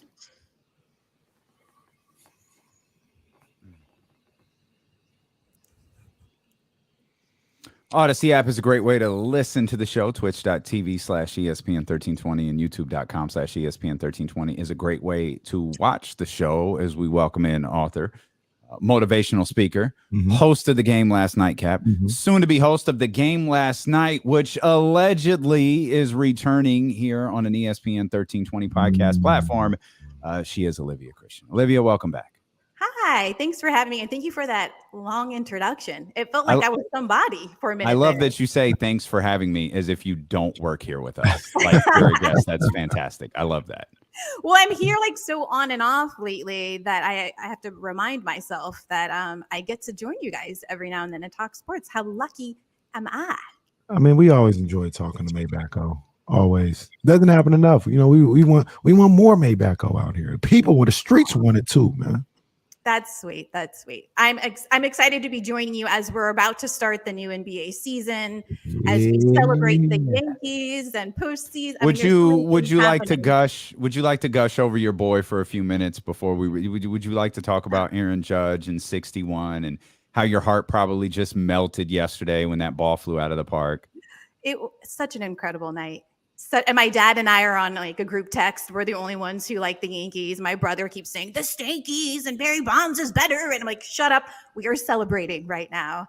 I'm excited for him. I mean, his family seems nice. He seems like a cool guy. And I just like that he was able to accomplish this, get this off of his back, get the media somewhat away from him. Because now it's like, will he get 62 this weekend? So it's like you don't even get that much time to celebrate. But I hope he's enjoying this as the fans are, as I am. You had a great, sorry, Casey, you had a great analogy on the Game Last Night podcast. Before he hit the home run, it was 26 straight plate appearances, something like that, without hitting the home run. And I thought your analogy that you used on the Game Last Night, Cap, was perfect. Yeah, I talked about how I have a number of friends who have like small kids and they live all over the country. And so like getting them together to get on a phone with Auntie O is a big production. And they're constantly say hi, it's Auntie O, say hi. And the kid is just like, sometimes if it's a Zoom, I see them spinning and they want to get the words up, but the pressure of the parent trying to get them to say hello never results in them saying hello. It just ends. Like, they said it earlier. I'm like, it's fine. It's fine. But I felt like that's what the media was doing to Aaron Judge. Just like, are you going to hit it? Is it tonight? Do you tonight? We're all here. All the fans are here. We're all wearing our stuff. It's like, calm down. Just let him breathe. And then the next night he hit a home run. 61. It's almost as if because, you know, he was having such a great year and hitting home runs all over the place. He made people forget how hard it is to hit a home run. Like it's not easy, so to speak, to hit a home run. And it's not just on call, like, oh, I got 60. Let me hit 61 and get this out the way. Like, that's not how things go. Yeah, like the whole like, I'm not going to do it tonight. I'm going to put it off. We'll see what happens. Like, no, that's not how it works. And also you're up against an opponent who does not want to be the pitcher that you hit that home run against. Yeah. And he's trying to decide, the coach is trying to decide, do we pitch to him? Do we pitch around him? So there's a lot of things going on in his mind, I'm sure. Even today, like I said, he's going to be chasing 62 now. But that's why I feel like it's so hard when you kind of put that type of pressure on a player like that, because you're at bat by yourself. It's not like football where we're all lining up. It's him playing one-on-one and the whole world watching. So I'm really glad he got it out of the way. But more importantly to me is a pennant and a ring. Like, that's what I'm looking for. And I'm sure they all are. Like, yay, good for you, Mr. Judge. And next. So let me ask you this though, still about the home run situation. As a Yankee fan, I'm a Giants fan, so we feel however we feel about Barry Bonds. We love the guy. 2.5 is the greatest player to ever play, and he's a GOAT. Did you have any issues with Roger Maris Jr. after the game and kind of trying to discredit Bonds' record and everything else like that? How'd you feel about that? I was disappointed with it. I didn't think he needed to say anything. Yay. Congratulations, Aaron Judge. I'm glad I could be witness to it. Go Yankees. The end. That's all you needed to say. I think I've spoken about this on the show before. Real baseball fans, like, we understand that era. We know what was happening. We didn't need to enter that conversation into this celebration right now. But I'm always hesitant when people say things like doing things the right way. Play baseball the right way. More than just, drugs and things. I think it has to do with that old-timey baseball, unspoken rules, unwritten rules type thing, where tradition, what they think of as traditional, reigns supreme. And so, like, he even saying that, I was like, oh, we're about to go off the rails. He did it the right way. Just irks me. And it draws that line between current generations who potentially could be fans and these folks who are dying off. If you're so concerned with old time, like, just go ahead and go away. Go to a museum, go look at the old photographs and the old baseball, all that stuff. But we're living in the here and now, and we're celebrating this. And we want to introduce a new generation of fans if this sport is going to survive. And it totally took the spotlight off of Aaron Judge, which was infuriating. And I'm guilty of it too, because we spent 15 minutes talking about it and very little about Aaron Judge and more about the makeup of the record books of Major League Baseball. And now that I think about it, why is he even there? Look, you don't need to be here for this. The record's not Roger Maris's. Right. You don't need to be here. Like, if he gets to 72, then Barry can go around on the tour. But like Roger Maris Jr. or anyone associated with Roger Maris's family doesn't need to be there. And to thaw him out just a little bit, I'm sure he didn't say, hey, Yankees, have me here. I'm sure they called him and had him coming and all this other stuff. But for what? Yankees don't need to do that. Yeah, for what? Well, I get a little bit of it, right? Like, Jackie Robinson's son shows up every year. I mean, obviously that's a much bigger deal. Well, that's entirely different. But I mean, in terms of how they try to do callbacks, I mean, baseball's full of that. They are constantly talking about what happened in 1908 and 1937, which again isn't great for the future of baseball. So I understand why they did that. But the fact that the Yankees weren't playing in New York during these last few games, I think Roger Maris Jr. could have just stayed home and maybe they did a Zoom and had a clip that they played on, MLB night or something. That would have been enough. But I understand their mentality with bringing, this old tradition, this family into it, because that's what baseball keeps doing, ruining the opportunity to speak to new generations of fans. And that's sad for me because I'm constantly out here talking about baseball's the best. I'm like, nah, girl, it ain't.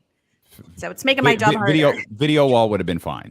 Remember when Pete Rose got in trouble again? And I think it was the Phillies did like a 40-year anniversary or something for the championship team or something. And no one was there in the stands. Like, you're reuniting a team that your fan base literally does not care about. Like, what are we doing? I think he called a reporter sweetheart too. And like, that was, did he just call that woman sweetheart? And then that became the story. It's like, just go somewhere else. Never mind, Pete Rose. Go far away. Go far away. You mentioned the NBA season is starting. Boy, you've got a lot on your NBA plate. You're around the Lakers. You've got ties to the Warriors, and you cover the Kings here with us. Those are three very, very, very different teams. But you said a few moments ago with training camp underway, you're excited for basketball's return. It's funny because I thought I'd be kind of overwhelmed because I watched WNBA. Like, I told you guys before, like, I didn't really get into the league that much because I would always be decompressing from the end of the NBA season, ready to talk football, ready to watch baseball. But I stayed paying attention to the league, and I was excited by how the finals turned out, the playoffs, all of it was really great. So what do we have, like 2 weeks, a week and a half before NBA is starting up again? But surprisingly, I don't feel like, I wish they started later in the year. I wish NBA didn't start until like November, December, so we could really end the baseball season, still watch football and not have to also talk basketball. But at the same time, it's an embarrassment of riches when you've got 3 leagues to talk about at the same time. So it's a good time. Yeah. I remember, I know a lot of people would always talk about they need to have the opening day be on Christmas. And I don't know. It's fine. It's fine how it is. We start in October. We start in mid to late October, and we get it going then. But I'm a basketball junkie, so it can really never start too early for me. So that's where I come from. The season where they had the lockout and they didn't start until December. Mm-hmm. I felt like that was exciting. Whenever your season is shorter, all of the games mean much more, right? So all the people who are getting injured and summer league and then summer camp and then pre-season, like all of this stuff, you're risking injury and affecting your entire season. I feel like if you shorten it, those games will mean more. And again, you'll have the full attention of fans like us who like all 3. So we could finish baseball, we can get deep into the football season, and then also now enjoy basketball. Well, the thing about it, Olivia, me and you, we're one man and one woman wolf pack. Ain't nobody caring about what's going on in baseball. It's football and basketball. Oh, basketball season started? Cool. I might check on the score of the World Series. That's about it. You think nobody really? I mean, the Dodgers. It depends on who's in it. It depends on who's in I wouldn't even say it is. Baseball is, aside from diehards like myself and Olivia, and Damien will get into it too, but baseball is completely regional. Yeah, dude, if the Royals are in the World Series and it's not against the Giants, I don't care. Yeah. Who did they went to the World Series twice, right? Mets, yeah. I don't think I saw a single game of the Mets versus the Royals. And what am I going to do with this? This is not entertaining. I told Kenny this, though. I was watching baseball Saturday afternoon because Friday night, Albert Pujols hit 699 and 700. Mm-hmm. And so I'm like, oh, Aaron Judge is doing it today. This is just how it's going to work. It's going to be Pujols at night, Aaron Judge in the middle of the afternoon. And in the middle of the afternoon, I found myself sitting there watching day baseball with the Yankees and Red Sox. And then I fell asleep. Yes, that's what you do. You wake up afterwards and you're like, oh, we've got a couple more innings to go. I can pour another, I would say beer, but whatever, green juice and enjoy like the 11:45. Like not that I'm against it. It was 11:45 in the morning. So. I agree with you about baseball being regional. Like I can watch any football teams play because of the nature of the game, what it's like, the speed, just seeing those. But if you're not emotionally invested in a Mets Royals World Series, I understand that. And I have a hard time watching baseball in the postseason once the Yankees are out, depending on who else is playing. But I get that. I get that it doesn't matter to a large fraction of baseball fans. Well, and I'm like I said, I'm the opposite. I'm locked in for the playoffs. I remember Damien asked me a couple weeks ago. He said, Giants ain't in it. You gonna be locked into the playoffs? And absolutely, man. I love playoff baseball. I think it's some good stuff. So I'll be tapped into all the series. They'll look great in the small screen next to Detroit versus Houston, which I'll probably be watching instead. It's funny. I'm watching a lot of Detroit now too because of Hard Knocks. I'm invested in all those players, all the coaches. Even though they're in my division, I'm a Bears fan. I'm like, I kind of want you to win.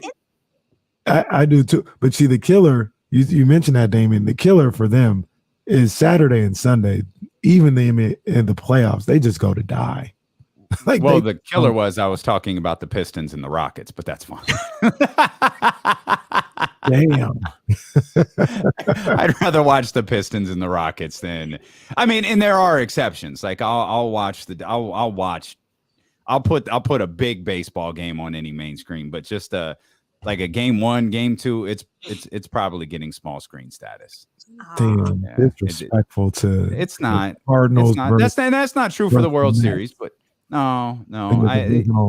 You got to hook me. You got to hook me. Like the Mariners opening round playoff game. Like, well, all right, Mariners ain't been in the playoffs in 20 years.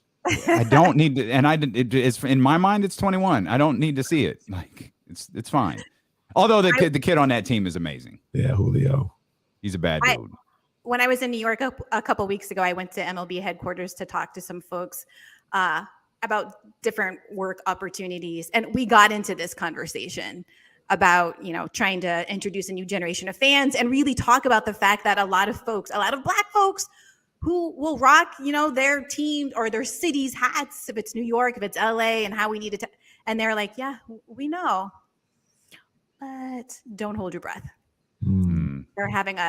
They're trying to convince leadership that this is the way to go, but they feel like it's an uphill battle that they will likely not win. Sorry, I'm a little tongue twisted here, which made me sad. It's part of talking. It happens regularly. Well, Jay-Z said, I made a Yankee hat more famous than a Yankee game. He's not wrong. No, he's not wrong. You mentioned football a minute ago. It seems like a good time to remind everybody Brett Favre should be in jail Absolutely. now. So like what the holdup is on throwing Brett Favre in jail, I'm not sure. But since you brought up football, it's a good time to remind everybody Brett Favre should be rotting in prison. I feel like his story, like every day or a couple times a week, we're hearing more and more details about how cruel he is for doing the opposite of Robin Hood, stealing from the poorest of poor. Mississippi is crazy poor. Some people in Jackson can't turn on their water faucets right now because of what's coming up. And he decided, I need to build a volleyball court. Use your money, taxpayers' money, federal government money to do these things, even though I'm a multimillionaire and can do it, even make it a tax write-off for him to do something like that. That's not good enough. I'm going to steal from these people. It's insane. And I feel like all of media, not just sports media, they should be sticking a microphone under his chin, under his nose, getting him to answer these questions as to why. I believe the number, I had it yesterday, 180 million career playing earnings, just football, 180 million. Just football, not even like the Wrangler jeans thing. Not Wranglers, not Copper Fit. Nope, none of that. Just football, just Packers and Jets and Vikings. But he's been problematic for a long time. And Shannon Sharp, who I've celebrated on the Game Last Night Cap for calling him out and being kind of consistent about it the last 3 weeks. He's like, we didn't bring up this stuff about him texting a Jets reporter, sending pictures to her and all of these. We just he got his yellow jacket, that mustard jacket. None of that stuff came up. Nobody followed up on those things. What it happened, we're moving on because of how much joy Brett Favre brings to the game. They were sure willing to talk about T.O. doing sit-ups in the driveway, but not Brett Favre's tasting pictures. Because you know why? Because Brett Favre, he just plays with so much joy. It's like he's the gunslinger. Just a little boy in his backyard. He plays the right way. He played football the right way, and so they give him a pass. Again, as a Bears fan, I was never a huge Brett Favre fan. I did like the way that he would play like a kid, right? He threw a lot of interceptions as a result, but he had a lot of joy in what he was doing. So I liked to see that. But when you get to understand a person, their motivations, sometimes their politics, it's important for us in the media to remind people to not celebrate this stuff and sweep it under the rug. If we're going to remind people about everybody else's transgressions, you've got to bring up Brett Favre and other players that were celebrated during their heyday. Just be consistent. I think that's what most people want. Be consistent. Right. Yeah. There's a lot of scandal in sports right now, like Favre, Udoka, Robert Sarver. Like there's scandals everywhere. Goodness gracious. Because we pay so much attention to sports, it does feel like there are scandals coming out all over the place, right? But when you think about larger communities, the United States, we are living in a scandal right now, right? Like the election stuff and Roe v. Wade and voting rights. And then you hear about corporations firing people, discrimination lawsuits, the police are like, there's just chaos always happening in the world. And I think sometimes as fans of individual players or coaches or owners, we are very shocked when we hear some allegations. But we have to remember they're people too. They are in a position to take advantage of their wealth, take advantage of their station in life. And sometimes they take advantage of that in an evil way. And sometimes they do it in a great way. But I don't like to put the weight of players and anybody in the sports industry. I don't like to expect more from them than I do from fellow mankind we're all responsible for each other. But I do think in terms of how we're reporting things, as I mentioned, being consistent is very important. And the NFL is not great at it, and NFL media is not great at it. Yeah, I understand. One thing that hopefully brings a smile to all our faces is the Kings season this year. Started training camp, everything's going, everybody's saying the right things and feeling good about themselves. How you feel about the Kings? I feel like what you just said. Everybody's saying the right things. I'm excited for them feeling excited. I'm nervous, though, just like I was last year around this time, about expectations. I feel like the expectations have gone up a couple notches this season because of bringing in Mike Brown, who we drafted and who we've brought into now it's like, okay, what will be the excuse if we still don't make it into playoff? I'm nervous for that. Well, yeah, there aren't a lot of people left to blame. No. It boils down to whether this team is good enough or not. I think it's really as simple as that. Is De'Aaron as good as many of us hope that he is and believe that he is?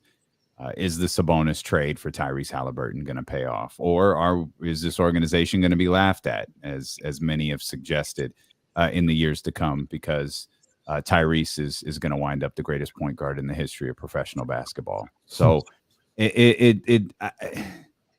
to me, Kenny is consistent with this thought. Like it's the players.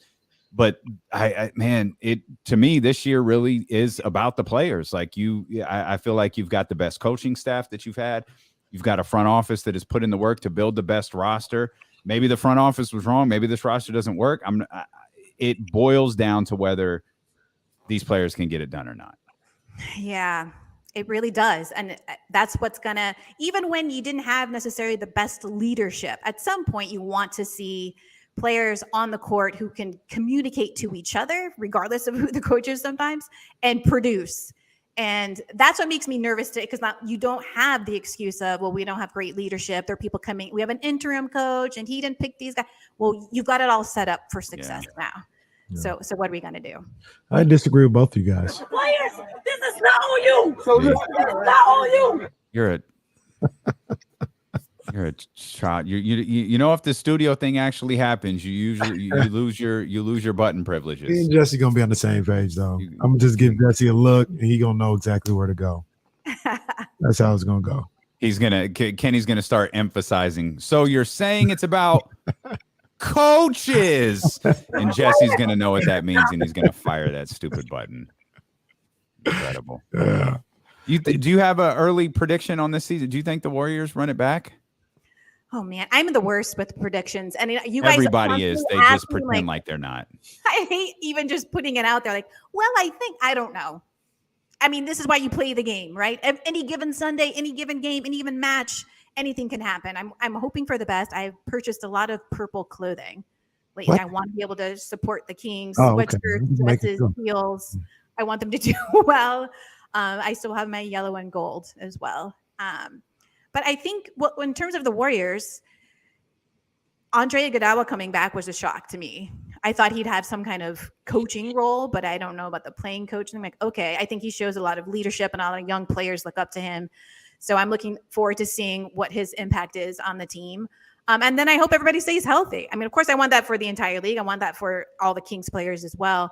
I think the Warriors, the way they play, their style of play, Clay and Steph just running and all these crazy, like they got to stay healthy to stay on the court, and they could, they'll go deep. But the Western Conference is tough. I mean, the Eastern Conference is tough. Eastern Conference is really tough. It really is. I think the Eastern Conference is better than the Western Conference this year, pound for pound. Do you think the Celtics basketball wise will be affected by Udoka and all the things that have gone on this offseason, or is it just the fact that, hey, they got some of the best players in the league, they'll be fine? I think initially they will be impacted by it, mostly because the press will keep asking them about it every game. Did you win because you're being able to shake it off? Did you lose because your mind wasn't in it because of what's going on? Like, it's going to be going on for a few weeks into the season at least. But they're still an amazing, like you said, the Eastern Conference is going to be tough. And I think the Celtics are going to be equally effective this season. We'll see what they do, but they'll obviously get into the playoffs and go deep. But I'm so sorry for all of the players and the staff that have to deal with the aftermath of this. I'm mostly sorry for Nia Long, of course, the queen herself. But we'll see. Yeah, that's a great way to predict. We'll see. That's an honest way to predict. Most people are just full of crap when they say otherwise, including us. You mentioned your dad earlier in your group chat. I happen to know something about your father today. It's my dad's birthday. He's 7 years old. Come on, man. Come on now.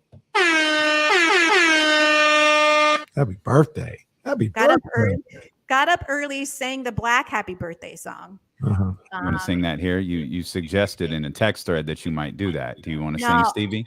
I don't want to sing it. I don't want you guys to have to pay for it because I don't know. That's a good point. That's a good out. That's good thinking. We would ultimately Stevie would come for our next. So that's perfectly okay. What sign is this, Olivia? What sign is he?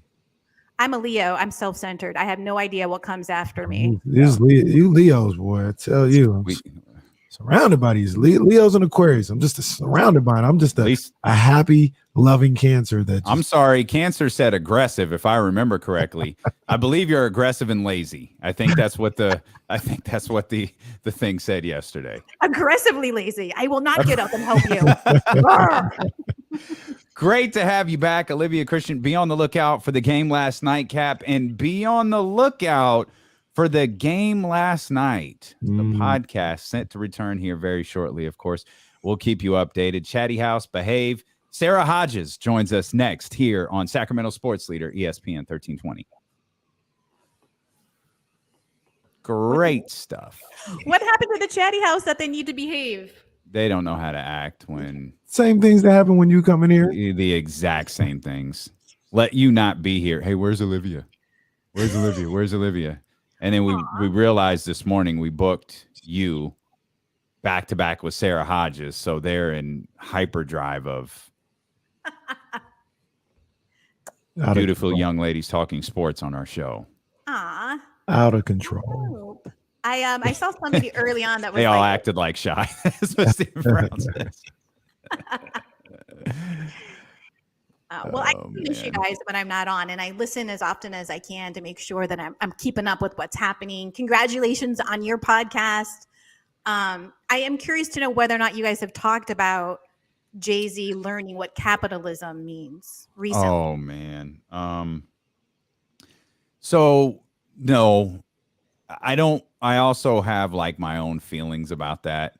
I tried to go back and listen to the entire thing.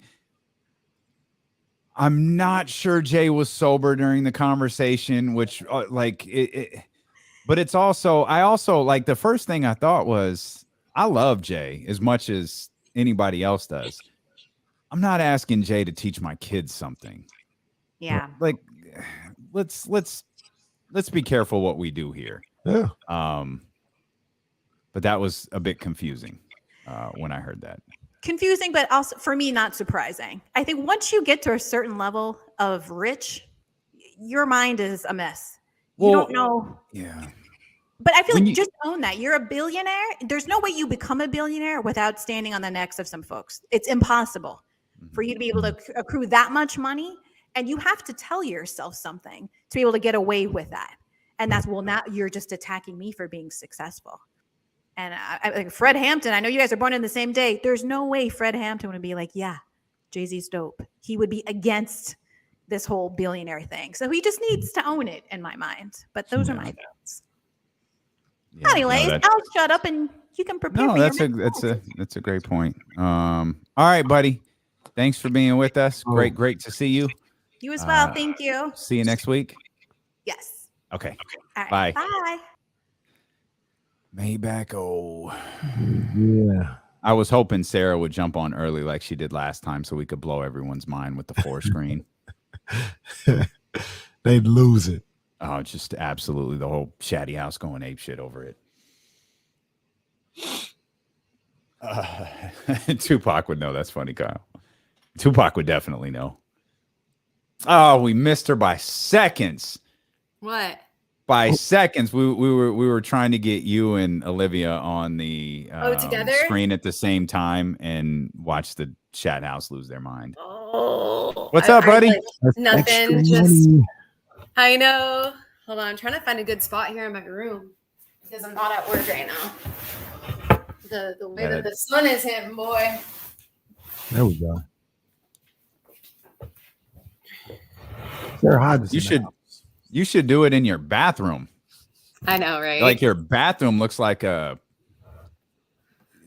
I don't know what it looks like. I wouldn't be allowed in a bathroom that nice. What's crazy is so when I bought this house in Natomas, I like gutted it and redid everything. And like my family, it's not even like I had the money. It's just that my family knows how to do everything. So like my dad came and then my father-in-law came and they like redid everything for me. Huh. That's awesome. Well, you can either do it from the bathroom or you can do the next appearance from your cabana, your personal cabana. I know, right? Well, here's the thing. If I do it in my bathroom, then I might have some creeps. You know how that goes. It's always creeps. Just go to the private cabana that you have at the Sawyer that has your name on it. You have like a locker or something. Residency there. Yep. So what's the up? world? We just living in it. There's in these streets. There's in these streets. I'm out here. Whew, Hang on, guys. Hang on.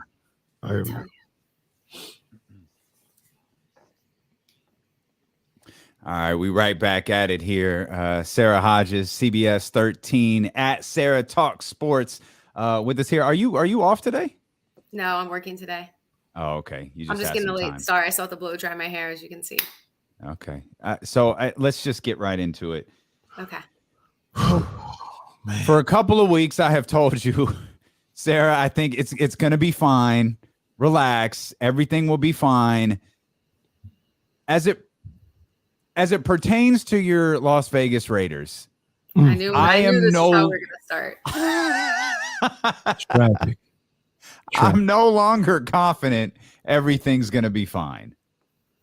It's bad, bro. Right now, it's not even that you're confident. You're just hoping. You're just holding on to hope. And that's it. Sort of like with the 49ers. Yeah. Well, look, this is what I said, Sara. I said it yesterday. They're 0-3. Season is probably over, but you're 0-3. You're not 0-7, right? And if you can find a way to get this game on Sunday against Denver, then the next two are tough too. I think KC's in there. Yeah.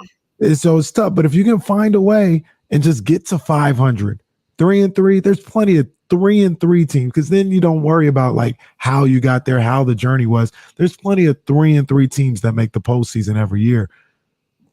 Get to 3-3. You still got it, but you got to get this one. It's going to be hard if you don't get the one on Sunday. I think here's the thing, at that point, because of how terrible the West played this past week, that gives me a little bit of hope, right? Like y'all screwed me over by not beating up on Denver, but that's just a whole other thing.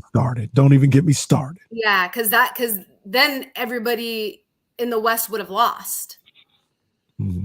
So I was hoping for that, and then I'm like, okay, this isn't so bad, because even though we're 0-3 and we're the only 0-3 team, at least teams are losing, right? And it's not, now the difference isn't so bad. We don't have to play catch up like we would have before. But if we can go in, handle business on Sunday at home against Denver, which we should, and then if we can go to Kansas City, man, the next what are we doing right now? If we can go to Denver, if we can go to Kansas City, like Denver's, I know Denver's offense stinks, but their defense is really good. And like I know you're not the biggest Derek Carr fan, and like Derek Carr against that defense, that's tough. Like he didn't play particularly awful. No. Yes, against Tennessee. No, but he didn't. But it's like I don't think he's throwing for 300 plus against Denver. And maybe not. And maybe not. And maybe we, rely on our run game a little bit more, which we should have in the last game, and we didn't. And I think that's why we lost. Like, we were running the ball so well. And on that last drive, we literally threw the ball the entire drive. And I was like, what are we doing? Why are we not giving the ball to Josh Jacobs? Like, am I missing something here about like the play calling? Like, that was more, to me, I felt like that was Josh's loss. Like, out of all the games, that was his L to take. And he needs to own that, because the thing about it though, Sarah, that I'll say is, like, there has to be a full game of defense played by the Raiders. Like, it's not good enough to just get ramsacked in the first half and then be like, well, we didn't give up anything in the second half. Well, no, that's because Tennessee had pretty much folded up the tent and said we did everything we needed to do that day. Like, they have to play 60 minutes of good defense. They've got to figure out a way to do that. Good news for them is Denver's coming in with an anemic offense, and maybe that's something that can get that defense jump started. And here's the thing. This is what I said when we were going in 0-2 into game 3. It's like, we need to play a complete game. Like, yes, it's obviously a big part of the problem is the defense. But even when the defense steps up, then all of a sudden the offense is starting to just implode. And that's part of the problem too, is like they're not able to come together and play good at the same time. I don't. Have either one of you guys noticed? What are you going to say? Say what you got to say, Damien. Go with you. Yeah, This is low random. Go ahead. I was just going to say, I don't like Las Vegas's defense at all. Like, you talk about how bad the Denver offense is. You don't think Denver's offense knows how bad they are, and everyone's talking about them. And you said this earlier this week, Casey. They've still managed to survive 2-1. The Chargers aren't done, but some of y'all are going to be seeing the Chargers the way I did before the season starts here real soon. Especially if you're going to keep marching out Justin Herbert out there with half a rib cage or whatever he's got going on, and Joey Bosa's gone. They've got problems. There's a way that the Raiders can breathe life back into their season. I'm just not confident they can do it this week with Denver. Because you talk about how bad the Raiders offense, or excuse me, you talk about how bad the Broncos offense is. Broncos offense thinking, yeah, we're bad. This might be the defense we can fix it against, though. Yeah, I mean, I hope not. I pray not. I'm sorry. It's week 3. You're so deflated. I'm so sorry, Sarah. It's just like it wouldn't be as bad. And I know that we say this every time we talk. It wouldn't be this bad if so much hype didn't go into this season, right? Yeah. But because of all of the pieces, because of all of the players that we paid, I mean, any Raider fan would agree, like, geez, this was the most exciting season. And as far as I can really remember, I mean, when the whole AB situation happened, I was pretty stoked about that, but we saw how long that lasted, a whole 2 days. But I mean, this is the most excited we've been going into a season in a very long time. But honestly, in my opinion, it's like, I know, and I understand how you stick up for DC. I just think that this is it, if not. Yeah, I mean, we talk about this with the Kings, but same thing can be said about the Raiders. You're running out of people to blame if it doesn't happen again with Derek, and you may have to move on from him. As good as I think he is as at quarterback, maybe a change of scenery might be best for everybody involved. And I know a lot of teams would love DC. Don't get it twisted. Like, he's a good quarterback, and he could go a long way. I mean, that's what we were hoping for this season. Now we can look at the offensive line and start pointing fingers there as to like maybe why things aren't working out as well as they should. But like, you'd put Derek Carr, I mean, even starting under center for the Cowboys. And I think you have success. Cooper Rush is balling right now. I mean, Cooper's balling, like minus what we've been seeing out of Cooper. Yeah. Coopers are just balling on all levels. It's just, I'm going to name my kid Cooper. So, but I did want to say this. And see if it's kind of bothered me. I'm not a Raiders fan, but it bothered me, and I noticed it. Sarah, I don't know if you noticed it, Damien. I doubt you noticed it. Damn. You see on the little after the on the podium, and they got the screen afterwards as the Raiders logo, and it says Las Vegas Raiders. They've never said the city. It's always just been Raiders. Why are you putting Las Vegas there? It looks bulky and ugly. Just put Raiders. I didn't notice that. They've never said Oakland Raiders Oakland on Raiders. the stuff. It was just Raiders. Poor even Oakland, in LA. man. Poor Oakland. Poor Oakland, poor Los Angeles. The Raiders are the most popular team in LA. True. I mean, they might be LA's second fine, behind the though. Niners. They might be second behind the Niners. We out there. No, they're not. Raiders are number one. 49ers are second. You can have the 49ers as second. 49ers Raiders are the most fans popular team in LA. 49ers fans are, I mean, they don't travel well. They don't, at least like, Are not like you the out of Raiders. your mind, Sarah? Not like the Raiders. Not like the Raiders. Maybe better than some. I think they've I'm not gone. gonna even hate on the 49ers fans because I love y'all. It's not even like that. Like, I'm not gonna even go there. Like, I'm just saying though, Raiders fans, we travel well. I mean, you see us in London. You see how we show up to those games. We international too, Sarah. We international too. The one thing that I can say that we have in common right now, though, Sarah, is we both have losing records. And what was that performance on Sunday Night Football from the 49ers? More specifically, from Jimmy Garoppolo. Nasty. I know you're mad about that. Do you And he think they said can- after, he's like, we just need to shake off the kinks and just, figure it out. But it's like, come on, my guy, you've been playing with that team. The Raiders have more of an excuse than Jimmy G and the 49ers. Do you think he can kick out of this? Do you think that he can rebound and play well enough to get this team to the playoffs? I do. There's something about Jimmy G where he can just shake things off. He doesn't take things seriously. Man, you saw him after the loss. He was all smiles. It was like it didn't even bother him. And Buddy you can look Hield at that as a bad vibes. thing or a good thing, right? Like you can look at it as like, okay, he has the gift of forgetting, which is huge if you're an athlete, because even with what we do, right? Like if I mess up the first part of my show and I don't shake that off, it's going to haunt me coming into my second segment. I mean, you have to be able to shake it off.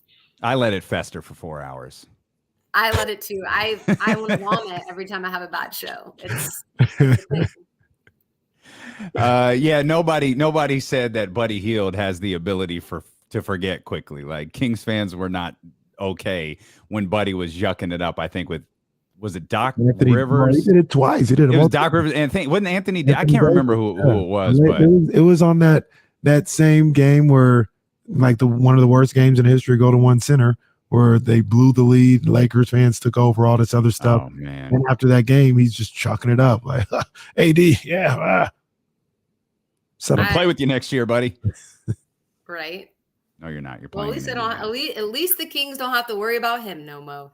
And there's the transition. You're listening to D'Lo and KC on KIFM West Sacramento, 98.5 FM KRX QHD2 Sacramento, ESPN 1320, driven by our friends over at Lasher's Elk Grove Dodge. Always live on the free Odyssey app, live as well on twitch.tv/ESPN 1320 and youtube.com/ESPN 1320. Is the very talented Sara Hodges from CBS 13 with us here. Let's transition to the Kings. Media day earlier this week. Training camp underway, practices. I'm gonna phrase this as a question to you. Do you have very high expectations for this team this year?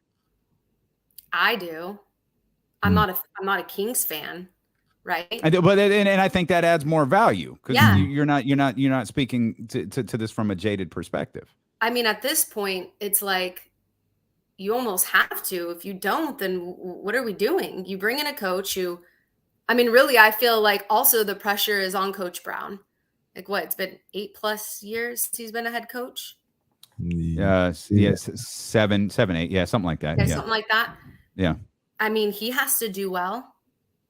He's coming from a winning team. He learned a lot from that. He knows how to build a winning culture. You put the best players around De'Aaron Fox that he's had, obviously not the best players in the league, but the best team that he's ever had around him. Mm-hmm. And, we ship off Tyrese, we bring in Sabonis. There should be expectations with that, right? I mean, if you don't have high expectations, and what do we do all this for? Or what did you do all this for? No, I agree with you 100%. Do you think there's anything that we can take out of training camp in the preseason? And when I ask that, I mean, a lot of the times when we talk about this, we're like, man, only thing that matters is winning. Only thing that matters is what you do when the lights are on and the season starts and the win-loss record. But sometimes maybe there's something that we're overlooking in the preseason and in training camp that kind of lays the foundation. Is there something we can learn about this team in training camp and in the preseason? I would say, like, initially when you say, like, because we were just talking about Buddy Hield and, like, at least we don't have to deal with him anymore. And I'm actually a huge Buddy Hield fan in general, like, as a person. But I think it was pretty clear that he didn't really want to be here, you know? And then I just think with the whole, even when the Kings drafted Marvin Bagley from the jump, he wasn't really happy to be there. And I don't think Kings fans were really happy he was there. You know, it was just such a tarnished situation from the beginning. I think that when I look at the Kings and what I've seen out of them going into this season, I feel like everybody wants to be there. And it's more of like a feeling rather than just talking, right? Like everybody says that they want to be there. Like they're not dumb, you know, but it feels that way. And it seems like, I think that it's hard to say, but I feel like the woes always come from the top. I'm just that type of person. I feel like, you know, it starts at the top and it trickles down to the bottom. And so I'm hoping, you know, with Monte being there now, you know, 3 years under his belt of putting the pieces together. I know it's still new for Coach Brown, but he's not unfamiliar with the Kings and what they have going on. He's right up the street. Yeah. I feel like this is about as solid as maybe that they're gonna get. That's all right. Like I think this team they have right now is good enough to accomplish some things. We're not talking about like they're not going against the Warriors in the Western Conference Finals. I mean, we got to be realistic here. But this team is good enough certainly to not finish with 30 wins. I think they're good enough to not finish with 36, 37, 38 wins. Like this team is good enough to be in the range of like our guy leaving the Chase Center said, 40 wins, baby. Yeah, this team can absolutely accomplish that. In my opinion, hopefully, you know, they could do a little bit more. But I want to say like one quick thing. I disagree a little bit about Marvin. I think Marvin wanted to be here in the beginning, and I think a majority of Kings fans were fine with Marvin Bagley being here. There was always going to be the very Twitter vocal Luka Doncic group, and nothing Marvin ever did. Well, when he got drafted, they were booing. There were smatterings. It wasn't like I mean, you guys were there. Yeah, I was there too. This was like my first year covering, and I was looking around like, oh dang, Kings fans are serious. Like they're paying attention. I feel like it was I don't feel like it was overwhelming boost. I know one thing: he wasn't booed that first year. He had a really good rookie season. And the fan base was allotting a max contract for him and De'Aaron Fox down the road. So they had seen enough to where it was like, okay, all right, it's not Luka, but we got a really good ball player here. And then he just fell behind the 8 ball, like what, a couple minutes and, you know, at the near the end of the very first game the next year. And that to me was the beginning of the end. Like I felt like there was really positive momentum going his way. The beginning of the end was when he hurt his wrist against Phoenix that first game. And then that was it. Nothing ever worked after that. It's, you know, being able to stay healthy at some point, fans are going to get over that. Yep. No. You know, you feel bad for the kid. You want the best for the kid. I mean, and maybe you're right. Like, it's not even that I think that Marvin didn't want to be here. I think he felt already that pressure early on, and it sort of turned him off. You know, it wasn't the happiest. He wasn't the happiest. And let's not you know, ignore the elephant in the room. He had the wrong people in his ear. And Marvin Jr. was telling him everything that was going wrong was the Kings organization's fault. And he had a problem with the city of Sacramento.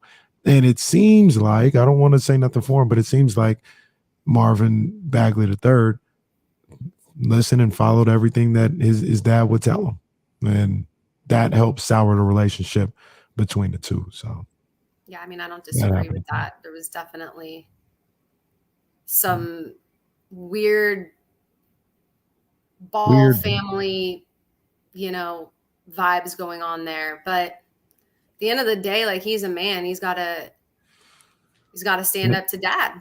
And hopefully he's doing that in Detroit. Hopefully there's no issues with that in Detroit, and he has a good career. I wish nothing but the best for him. And let's not get it twisted. Like, Marvin's potential, I felt like I was always rooting for him, and I felt like we were barely pulling, back the onion on that potential, but it just never got there.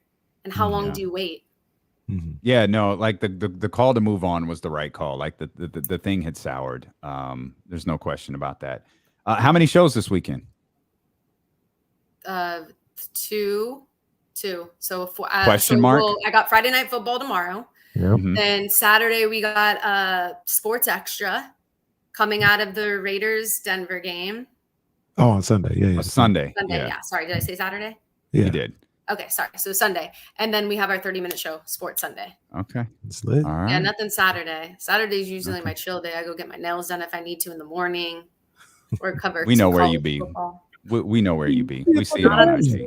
Look at that on Saturday, man. Just champagning and campaigning. Not at this lawyer on Saturdays. No, she goes there on a Tuesday. Yeah. My day off.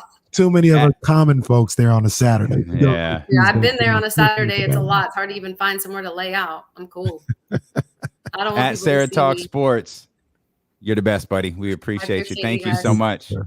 I'll see y'all soon. All right. Okay, Sara Hodges, CBS 13, right there with a full slate of shows coming up this weekend. I like her perspective from I think there is value in hearing from someone who's not like a over the top Kings fan. Yeah. I mean, they're gonna give it to you, give you the real. Mm-hmm. They're gonna, at least how they see it, because as much as I attempt to be, partial and not be excited as a Kings fan and a Kings supporter about this team, I can understand where some people may think, or in some situations, whether it's with De'Aaron Fox or Sabonis or Malik Monk, where I could be jaded by what I want to happen more than just, hey, these are my honest thoughts on what this team could be. So hearing our girl Sara Hodges and others talk about what they think about this team, and to say like, hey, I think they could be good. That's kind of reassuring to hear from a impartial observer. And they've got to get it together on the floor. I mean, their first game, by the way, it's Monday. Yep. I mean, they got a preseason game Monday, and I know. I feel like if they play well and win, it's going to be dismissed. If they lose, it's going to be overanalyzed. And it's just, for me, I just want to see them all on the floor together. Mm-hmm. Want to see Mike Brown on the sideline. And I want them to get through, is it 4 games? 4 games, yeah. Healthy. 4 games healthy. Start the season with everybody in place, fully healthy. Did we ever find out who dunked that whose dunk that was? No, we'll ask Matt George when he joins us, but someone suggested it was Davion. It could have been. Like I mean, in the line was, yeah, he's still practicing while everyone else is done. I was like, oh, that's a great point. That's a great point. Was it Davion? For those who missed the clip of James Ham and De'Aaron Fox earlier. And, have guys go separate ways and be splitting off. And I think every coach, every player in the league will tell you that. So, and y'all could probably guess who that was. I think he's right. That's because I think it's Davion. Well, listen, because listen, and it could have been Davion. I knew it was a guard because you hear the dribbles. You know where they're coming from, like the 3-point line, and you hear 3 dribbles. They take off and then bam. I love how much we're analyzing this video. It was crazy. And be splitting off, and I think every coach, every player in the league will tell you that. So, and y'all could probably guess who that was. But yeah, it's that's really funny. I'm just totally coming listening up to the who that dribbles was. now. So I think every coach, every player in the league can tell you that. So and Jesse said it was Harrison Barnes letting out his frustration. Oh man, that's so good. Here, you know who it wouldn't have been? It wouldn't have been Marvin Bagley, and that's not even a shot at him. But I used to get so frustrated that he didn't dunk the ball with authority. Oh, they used to bug the hell out of me. Fam, you're 6'90". Like, tear the rim off. Oh, it bugged me to no end. And when he would dunk, it would just be this little, it'd be like, back in the 50s or something. Like when they outlawed dunking in college basketball, the Kareem, he would just put it in. Man, if you don't tear the rim off, are you crazy? That used to anger me. We've been speculating for almost 2 hours. Who was the dunk from? I don't know, dumbass. Why don't you text the guy who posted the video and ask him? So I just text James, who dunked the ball during the Fox scrum. I thought that's what you did before. Well, no, I tweeted it. Oh. I tweeted it and James didn't respond. But that's where but people started guessing, and someone said, "Is Davion? He's still practicing while everyone is finished." That was Rob Nacho. I was like, "That's a great point. It's Davion out there getting his work in." But that was a really aggressive dunk. It's either one of those two. It's either Davion or Malik. Davion or Malik. Okay, I'm gonna go with Malik. That's my first guess, but I could see it being Davion. We'll find out, perhaps, when James Ham return our text. Or when Matt George joins us. I think Matt was there. I don't know. We'll get to the bottom of Dunkgate. Here is D'Lo and Casey continue on Sacramento Sports Leader, ESPN 1320. You want to...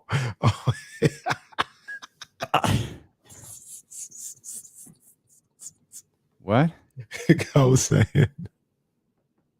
I don't know what he's talking about, but I got to go to the bathroom.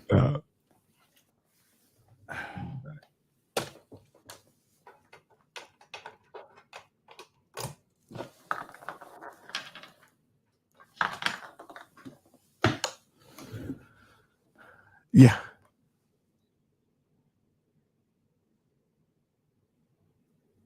Milwaukee who? Oh.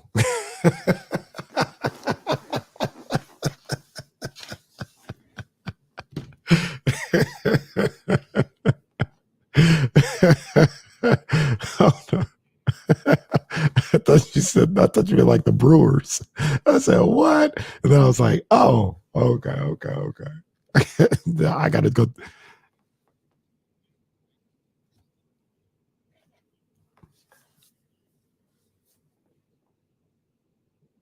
Shut the hell up. Just shut the hell up.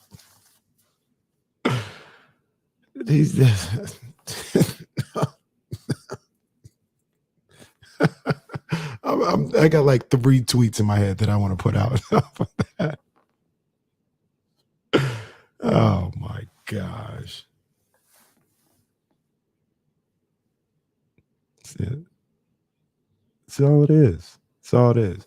Hey, let me talk about your boy real quick. Let me talk about your boy. Here we go. 13th round. It's your main man, Kenny Caraway. Shout out to my people over at Meister Watches. You know the vibes, man. Shout out Ryan. Shout out Jovan. The whole crew over there. Shout out to my man Don is dope. You see what it is, man. They always supporting the movement as well. Ryan Garcia, Tank Davis. More ammunition for what I believe and what I've said may be the biggest fight in boxing if it were to happen. I understand you guys French Crawford. Don't even talk to me about Fury and anybody. That's not big to anybody. No. All right. It is a top 3 fight in boxing, hands down, and it may be number 1. There was more ammunition to it yesterday when Ryan Garcia came out on Instagram Live. I don't know if this was TikTok.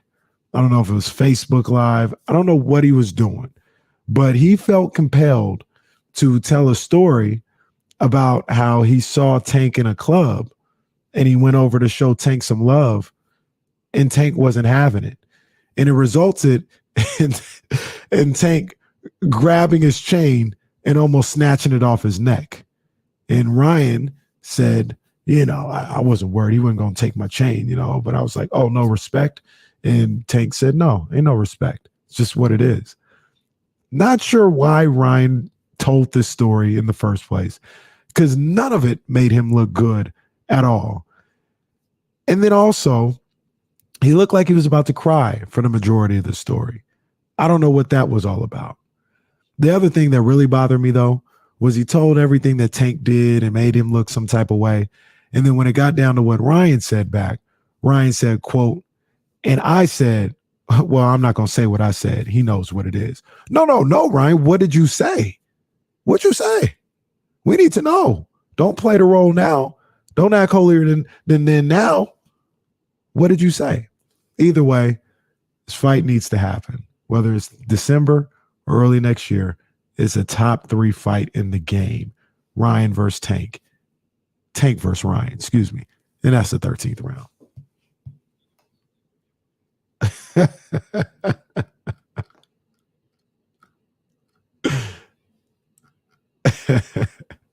That was hilarious.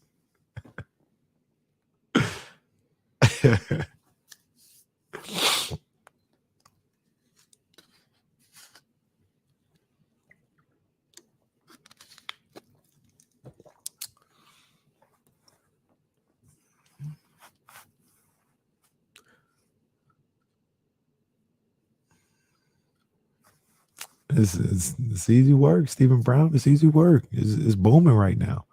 It's booming.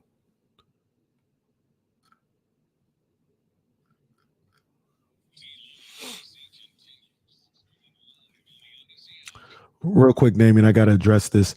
13th round, 6 letters said, why did I change Tank's name to being first when I said Tank versus Ryan? That's because Tank is the A side. All right? Don't ever forget that. Tank is the A side. Ryan's the B side. Thank you. For those on Odyssey and 1320 AM, sorry. 13th round, you gotta check it out. That's what I'm saying. They get their little snippet of what they get, the aftermath of what happened here on the radio. They'll be like, "Hey, what are you talking about? I need to go see that 13th." That's it. Got to YouTube.com/ESPN 1320. I'm pretty sure James made up an answer. To be honest with you, I asked James. Wait a minute. He said something like Chemezi. No. Worse. Absolutely believe he made this up. So I'm gonna go back to the sound. Now, to his defense, he says, we were all facing Fox. So no one probably saw who it was. But you had to have turned around after the noise to see the aftermath. Every player in the league will tell you that. So now, let's examine this again closely. Mm-hmm. As Kenny said, listen to the dribbles. He's splitting off, and I think every player in the league will tell you that. So we got that, right? 3 dribbles. Again? and be splitting off, and I think every player in the league will tell you that. So okay. And brought the hammer. James said, I think Luke Laux threw the ball off the glass. Wait a minute. Oh, we were all facing Fox. No.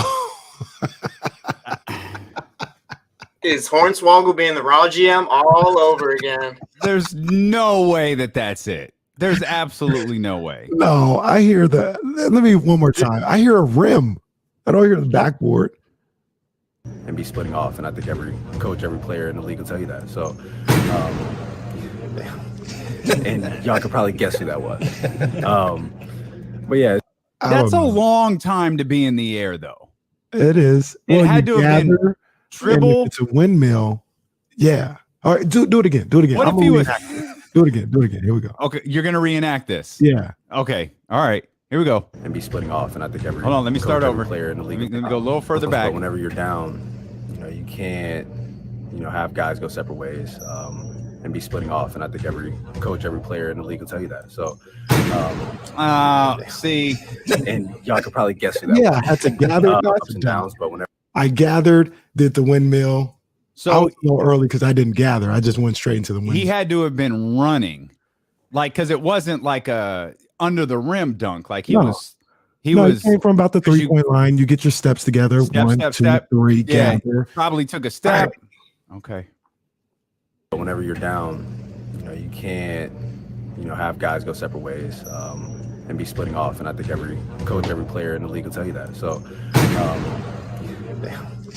and y'all could probably guess who that was. Luke Laux threw the ball off the glass. God damn it, James. Gotta be kidding me. If Matt George joins us and I'm gonna text Sean Cunningham. We're gonna get to the bottom of this. We're absolutely gonna get to the bottom of this. Yeah, I need to know. Yo, did you see the stuff on Lonzo? So Shams tweeted today that there's optimism Lonzo Ball will play this year. Lonzo Ball just had another knee surgery. He was talking about his injury recently. Yo, my man was not in a good place before this surgery, and I think all they're doing right now with Lonzo Ball is hoping. They're hoping this work. The approaches that they've taken already haven't. They've been failures, and they're hoping that this latest procedure helps. But Lonzo's not. He's in bad shape. Yeah, it's tough to see, man. I'm reading. I don't know what it is, but maybe it really is encouraging news and maybe optimistic news that they think he'll be back this year. And they think this procedure will get it done. But, man, it's just sounding terrible when he's talking about it can't jump. It hurts to walk. Like, that sounds rough, man. That sounds rough. Oh, I hope he makes it back. I like Lonzo Ball. I think he's a tremendously gifted point guard. He has elite court vision. Top flight. I hope he can make it back. But that interview he did, it sounded so bad. Yeah. And you got to be, the doctors and everybody else and the team doctors for the Bulls or whatever. Maybe they're optimistic because they're seeing it. They're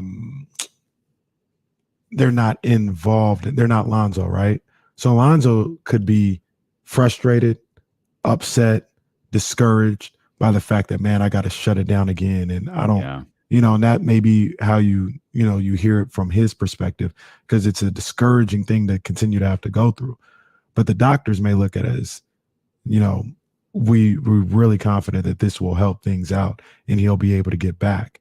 But they're able to take the emotion out of it or the human element out of it that Lonzo can't, because he's actually going through it. And he's the one that's actually being sidelined and going through the pain and things of that nature.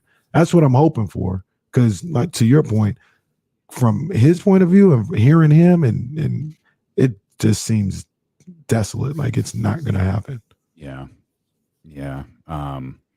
He's certainly not starting the season. He's certainly not playing anytime soon. So I don't know what that means for Chicago. I think most of us thought Chicago was probably going to fall off a little bit, anyways, or perhaps maybe better stated, Chicago overachieved a little bit last year. But we'll see. Another note I saw, only because I'll bring it up only because it's been a topic of conversation here. With everything going on in Utah and the dismantling of that squad there, Bojan Bogdanovic being the latest player traded, Tony Jones of The Athletic said the Jazz are more likely to extend Jordan Clarkson rather than trade him. Yeah, I mean, which is a unique twist of events. That's different. I heard that and I saw that, and the first thing I thought was, they're trying to mess around with the value. The value. His value. Mm-hmm. Yeah. Trying to give the we don't have to move on from. Matter of fact, we might just extend his contract here, and keep him around. No, you're not. Especially if you could get something for him, like, you're going to move on from him. So that's the first thing that came to my mind. Makes sense. You do have to have you do want to field a competent roster, though. Like, I mean, I know I point to this just because it's Danny Ainge. There was a teardown in Boston, but there were a few players that remained, and he was able to rebuild it pretty quickly. So, maybe the thought is maybe there is and I'm just playing the other side of the conversation here. Maybe there is a legitimate thought that Jordan Clarkson can help them rebuild. Maybe the market isn't deep enough for him. Mm-hmm. Maybe like what you're talking about, if you can get something for him, maybe they scoured the market. Yeah. They looked at a Sacramento Kings proposal, not insinuating there was one, or a Lakers proposal, or whoever. Like, this ain't it. Well, while I understand they want to put a competent team together, I kind of agree with Marcus right here when you talk about Jordan Clarkson or anybody else when he says he just adds too many wins. I don't think they're worried about. I think they want to be below 20 in wins this year. I don't think you have to be that low. Let's take a quick peek here. I don't think you have to be that low. That's incredibly low. Below 20 wins. I mean, because like, what are we talking about here? Houston, Oklahoma City. Uh-huh. Orlando finished with 22 last year. Detroit finished with 23. Are they finishing with less? I don't think Detroit is. Because remember, we're talking bottom four. That's where you have to be. You don't have to be the worst team in the league. You have to be one of the four. I think Indiana, they had 25 last year. I think that's not what I heard. That's not what I heard. They're going to be around that. Yeah, I think 20 wins is. I think 20 wins is. San Antonio might have 20 wins. There it is. Okay, San Antonio, man, even they might have 22 wins. I know the roster is bad, but you think they'd be that bad? San Antonio? Yeah. Like, yeah, what's the, so like? No, they're bad. They're bad. OKC won what 24 last year, and essentially they didn't add anything because they're not even getting a rookie. It's true. They're gonna be around 24 again. See, Houston, you think Houston's? I mean, I think so. Between 20 and 26, is that the number that gets you into the bottom four? Yeah. Portland had 27 last year. I mean, that of course was without Dame. Yeah, and they tried to lose at the end of the season. Yeah. So I think maybe sub 20 is asking a lot, but I think they're going to be trying. They're going to try to be 20 to 22 wins to guarantee being in that bottom four. But I mean, maybe that's the bottom four though, right? So you got, and that's all you can do is get in the bottom four. Yeah. Right. You can't get extra. No, that's it. It's an equal percentage. Yeah. So they just want to make sure they're around San Antonio, Utah, Indiana, OKC. I think those are going to be the four worst teams in basketball. Give me the four worst again: San Antonio, Utah, OKC, and Indiana. Okay. Orlando might be in there again. I mean, yeah, you're getting Paolo, and Paolo's dope, but he's still a rookie. He only got 22 wins last year. Yeah, but even adding 2 to that could take you out. You know what I mean? Adding 2 wins to that, 3 wins to that could take you out of this. But I don't know. Detroit's one of those teams, and I'm not trying to tell a joke here. Maybe Indiana is too. I think Detroit and Indiana might be 2 teams that aren't entering the season with that mentality. They're like, yo, let's go win games. Let's put our best foot forward. Mm-hmm.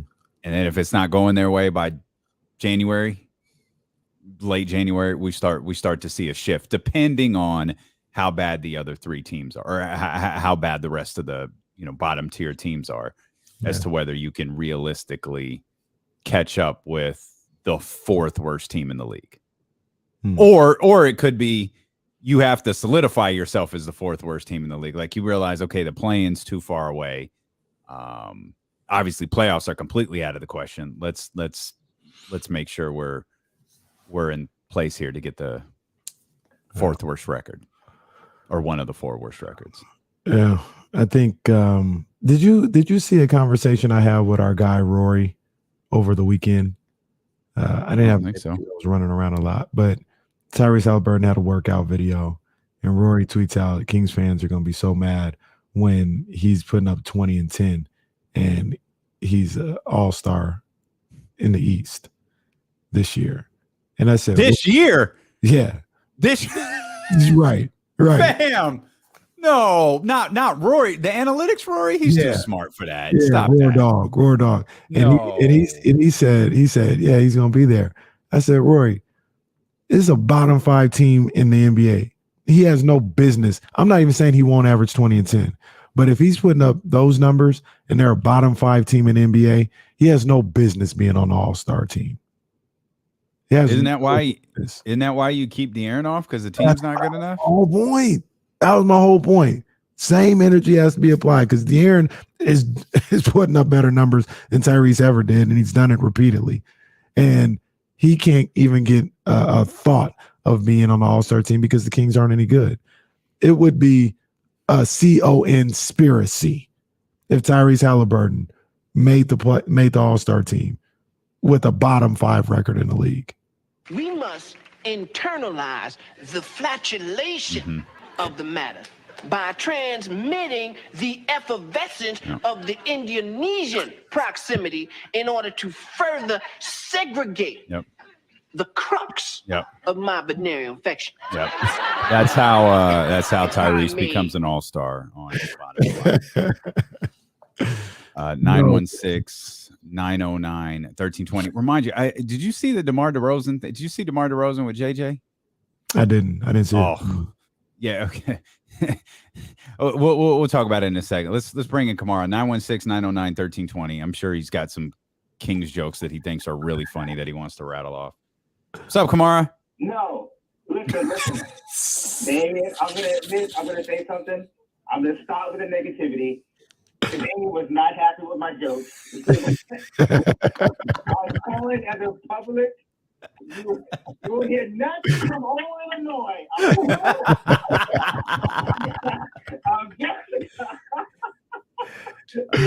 am not going to do it no more, David. I will dial in. I will stack days. I will do all this stuff, and I don't have. I'm buying into the complete team. See, what I call it for. See, we beat Kamara into submission. We bullied him. We bullied him into positivity. You bullied me into positivity. Come on, man. Seriously. You ain't said nothing about this team all offseason, and now you're firing off all sorts of jokes. You, even as the most pessimistic Kings fan on the planet, has got to acknowledge they did some good things this offseason. It's been a really good offseason comparative to the past.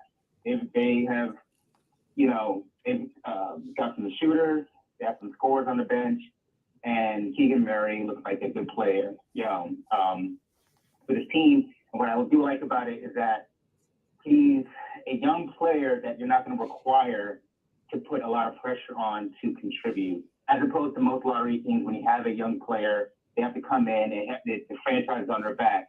This one can slide in, find his role, and really not have to be the lead person. He could actually, by season's end, he can actually possibly be the third best player on the team, which is unique for a lottery pick. So, and obviously Malik Monk, give him some firepower on the bench. And I'm really, really looking forward to seeing what Davion Mitchell is going to do in his second year as a player. His stats were pretty much comparable to De'Aaron's stats in his first year for shooting and assists and even points. So, looking to see the growth, not only on the court, but also vocally. I heard that interview yesterday, and I did watch that docuseries on YouTube, which was a great docuseries, Davion. So, listen, great stuff. I'm excited. I have to be negative because they've broken my heart so many times, and I'm still not completely sold on De'Aaron. I have to see on the court. I mean, his comments I saw today where he said, we have to compete from opening tip to the last tip. Yeah. And, the pessimist in me, the half glass full, be like, yeah, that's great. But the pessimist in me be like, well, bro, I mean, you've been the lead guard for like the last 5 years on this team, and you mean to tell me under your stewardship, we've had three, you know, 1 year you had 3 5-game losing streaks, and 1 year you had 2 9-game losing streaks? Like, I'm just, hey, listen, we all get better. I'm getting better. Listen, I'm trying. I'm turning over a new leaf. Hey, Kamar, 2 things before you go. Number 1, this is the best team De'Aaron Fox ever played with. So there's that. And in 10 seconds or less, serious question. Is there a chance Brett Favre can go to jail? Yes. Okay. We'll talk about it. I'll take that 10 seconds. I'm going to take 9 seconds off of that 10 seconds. Yes. Have you, no, seriously, you've been looking into this a little bit? Yeah, I have. Okay. I think there's a good chance. And we'll keep talking about it further another time. Yeah. Okay. For sure. Okay. Hey, be safe, bro. We appreciate you. All right, man. Yeah. Take my call. Bye. Out there in Florida. All right. We bullied him into positivity. I'm with it. Positivity. The power of positivity. Power of positivity. Don't you dare be sour. Did you see like those clips? Everybody in Florida, be safe. You see the clips of like there's sharks on the freeway and there's alligators walking around the street. Yo, it's Sharknado. It's for real Sharknado. In my mind. Them Sharknado joints. You never know, because somebody was like, look at what's going on in Florida. And it was like a big old walrus like on the streets. And they're like, yo, it's crazy in Florida. Come to find out that was like footage from something in 2020.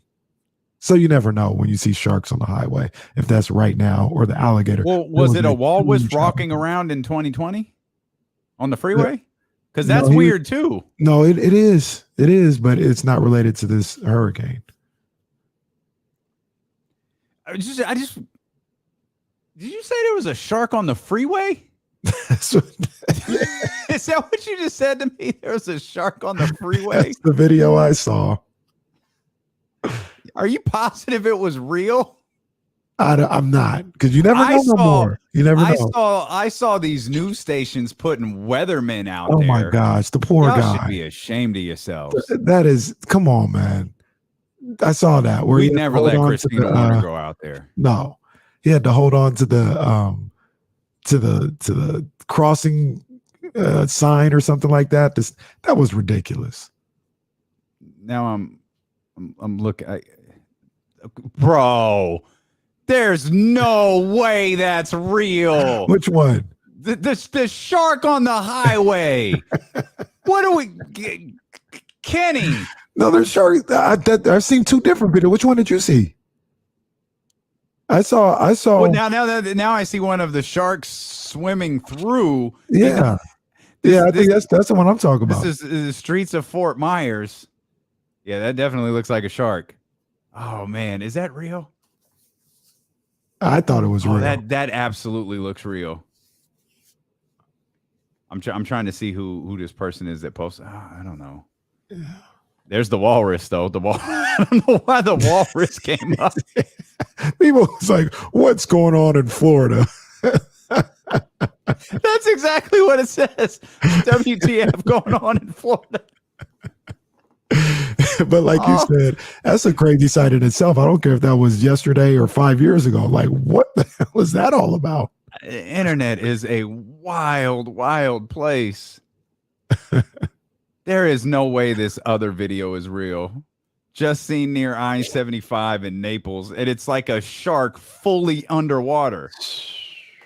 I saw the one where he's kind of in a distance. There's no way. That's the video. That looks plausible. The shark on the highway does not look plausible. I thought that was in the freeway though, but like maybe not. Or the one what, where the video.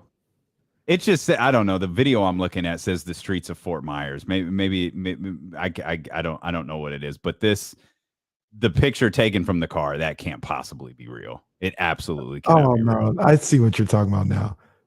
I didn't see that one. No, I didn't see that one. And how come no one who posted this questioned, like, where's the car? Like, because the shark is all the way underwater. Yeah, a whole generation of people are growing up on this stuff right now. Like, yo, did you see the walrus during the storm in Florida? Just walking down. Ain't nobody fact checking on the street. Now, I see a fact check for the video. I see a fact check for the photo. I don't see a fact check for the video. The video looks very, very real. Yeah. The video is absolutely real. I guess now looking back at it, I guess that's not a freeway. I thought he was on the freeway, but yeah. And then the one that's even more terrifying is the alligators. Come on, man. So in the last 20 minutes, I told you I thought I was going to die on my trip to Miami, driving through the Everglades with a guy who I don't think could see. I thought it was over. I thought he was going to crash in the Everglades and I was going to get eaten by an alligator. In the last 20 minutes, we have examined a dunk that we can't see at practice. Sean Cunningham won't respond to me. It's infuriating. James says it's Luke Lout throwing the ball off the backboard, which there's no way that that's true.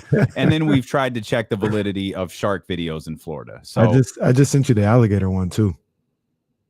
That one's terrifying.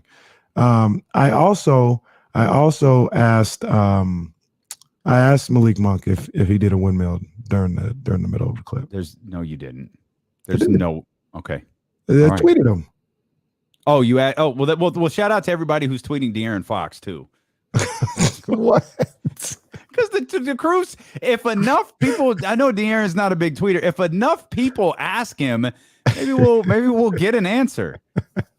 I know one thing. This last 20 minutes has shown you why we're Sacramento sports leader. We're back with more D'Lo and Casey. Hey, man, I don't care what y'all hear, man. Barry Bonds 73 home runs is real. Stop playing. Stop playing. Like, don't stop playing. That is the home run record. It's real. Don't nobody tell you different. Yo, that is a big ass alligator. Bro, I don't want nothing to do with no alligators. D'Lo and Casey on ESPN 1320. Jesse, tell Damien what you told me.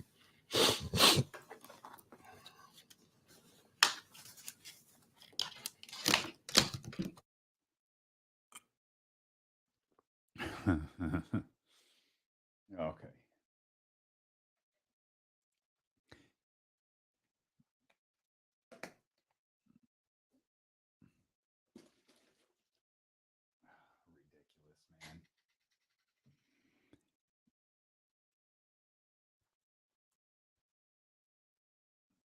Yeah. It makes it difficult to take the sport seriously. And really, the sad part is this is about Aaron Judge, who is having a phenomenal season. Focus on Aaron Judge and nothing else. That's crazy. That's amazing. Was it 15 years ago? Yeah.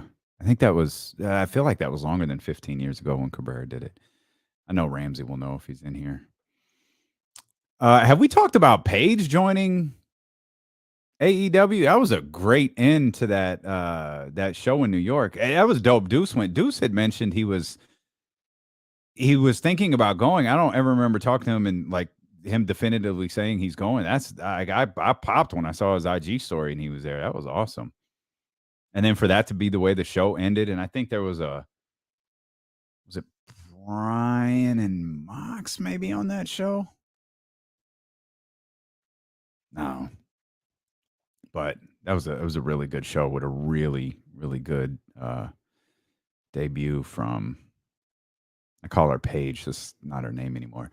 Oh, it was 2012? Damn, I thought it was way longer than that. I thought it was like 04 or 05. 10 years ago? I guess that was a long time ago.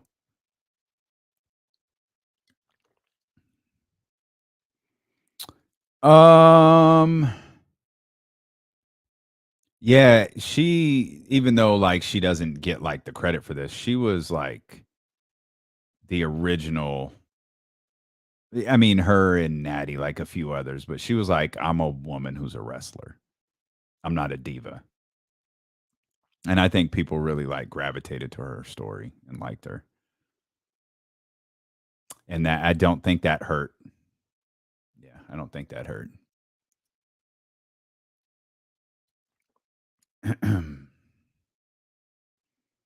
When did let's see, Joe, what year was Joe DiMaggio's? That's what I thought too. I thought it because I thought it was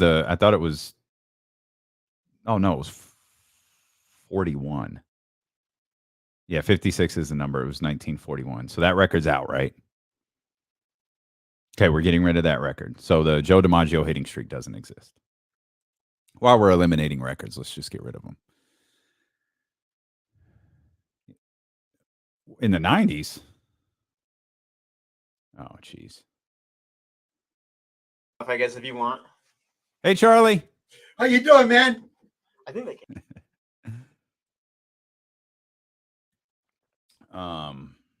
Yeah. Get rid of all of that. Well, I don't think you can get rid of the 90s one, buddy. That one just lives. The steroid era ones live.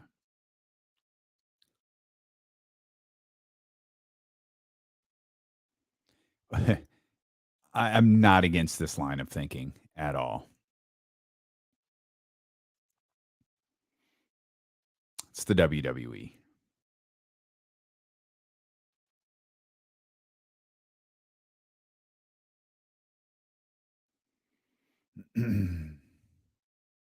Yo, that was a tough movie. Like it's hard to do. It's hard to do a movie in the middle of the water the whole day. Live on the Odyssey app, live on twitch.tv/ESPN1320, youtube.com/ESPN1320. I think we're live on Twitter as well. Odyssey app, 98.5 FM, KRXQ HD2. If you got an electric vehicle, we got you. Still trying to get to the bottom of who dunked during De'Aaron Fox's media scrum. Can't seem to do it. Yeah. We're gonna figure it out, whether it's today or tomorrow. We're gonna figure it out. Just keep asking. Sure. Swipe of the Fox. Who was it? And we'll all find out together. For those who are just joining us, but whenever you're down, top story of the day. You can't, have guys go separate ways and be splitting off. And I think every coach, every player in the league will tell you that. So, and y'all could probably guess who that was.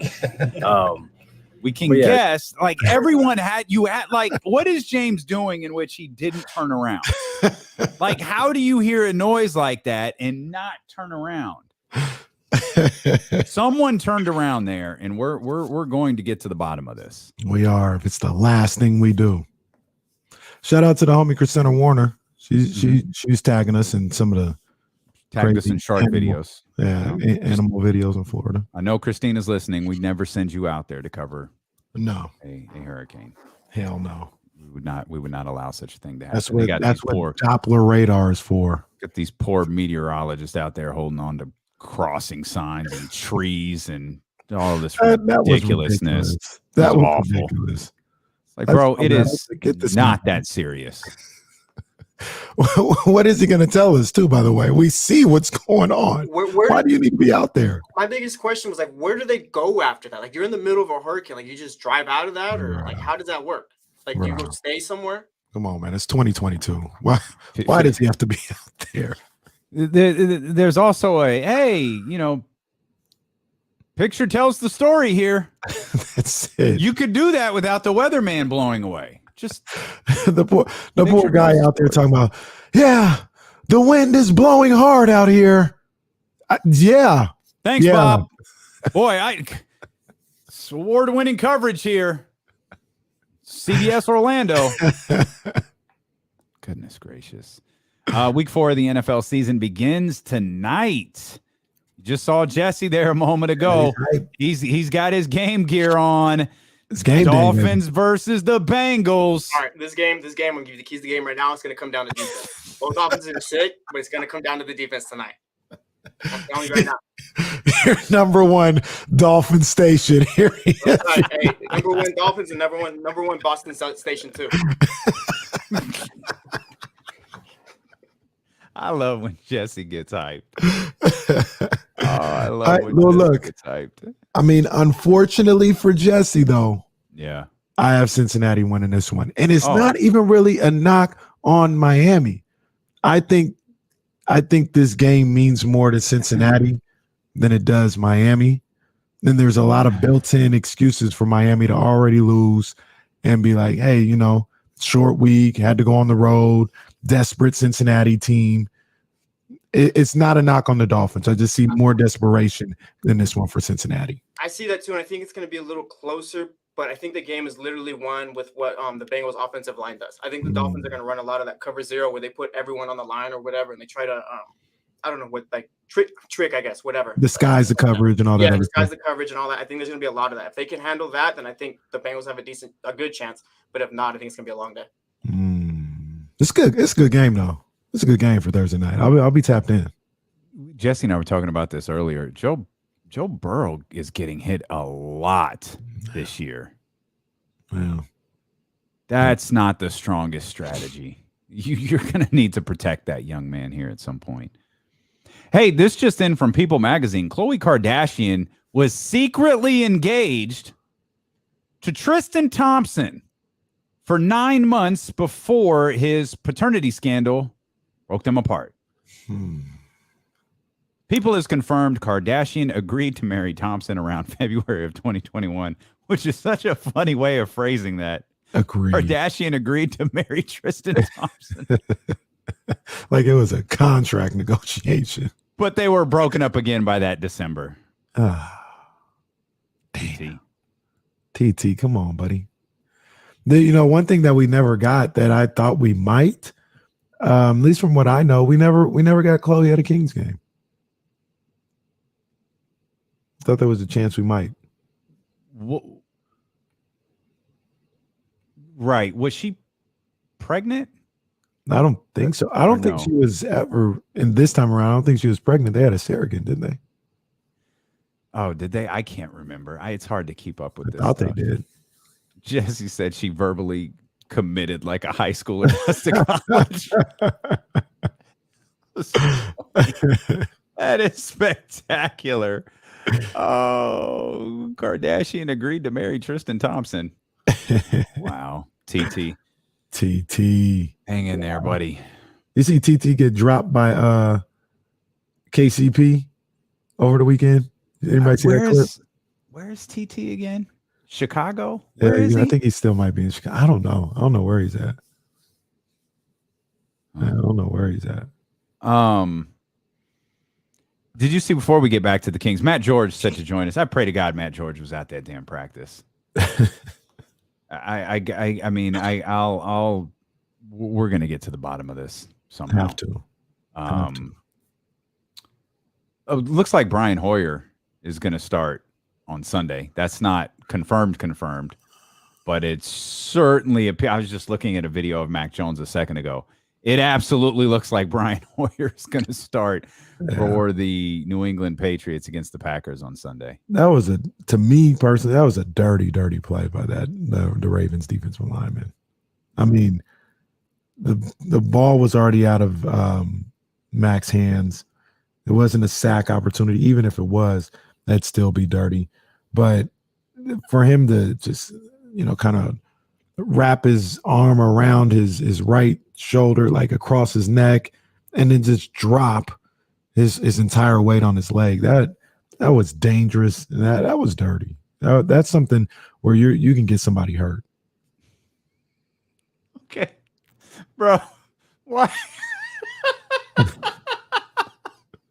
Why am I just now clicking on the video you sent me this morning? Bro, what the hell? Come on, man. What were they doing? He put this video in the rundown earlier, and I'm like, because you had put the Russell Wilson thing in with Eli Manning, and I was like, oh, is this a video of him talking about it? And then I looked at the slug, and I was like, wait a minute, what is that? And clicked on it.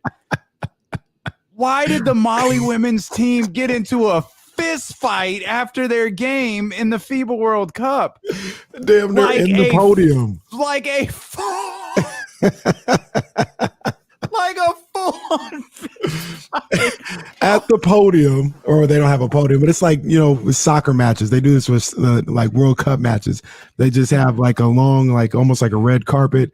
They stand in front of this backdrop, all the promoters or sponsors and stuff like that, and they talk to the player. And they're not even talking to this team. They're talking to the team that won. And then all of a sudden, the lady who won, and she's talking about her 20 points, she looks to the side, and the entire other team is in a boiler room brawl right next to her. Wild. They about to crash through the thing back there. I gotta put this on the live stream, man. This is too funny. I mean, it's okay. This is irresponsible. It's not okay. But yo, what is going on right here? I don't know. I don't know what happened. I don't know why this happened. Hang on. Like what? So doing an interview, and hey, what's going on? It's Brock Lesnar and Frank Mir over in the corner. Oh, come on, man. Wow. There's fighting teammates, and then there's this. Bro, you gotta stop sending me stuff like this. Oh, that is something. This is the FIBA World Cup, and they just out there fighting. Goodness gracious, man. Just all in the open. Oh.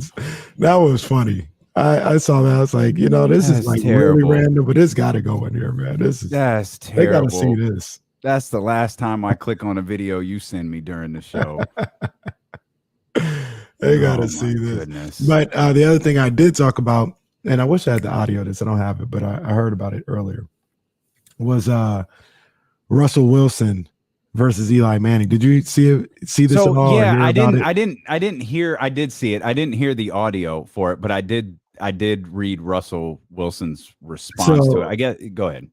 So I guess during the Manning cast, there was a punt in that game, and Eli, like, not even really seriously. He was just. By the way, I think Mitch Wishnowsky got the punter of the. I think he got the special teams player of the month.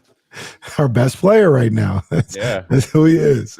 But Eli just, being funny, being, clever, was just like, oh, that game last night with the 49ers in Denver, they should give the punter $256 million instead of Russell Wilson. So somebody asked, and let me say this. If I'm Kenny Caraway, Damian Barling, James Ham, Dave Deuce Mason, Sean Cunningham, I'm not even wasting my time with this question. Like, why would you ask Russell this?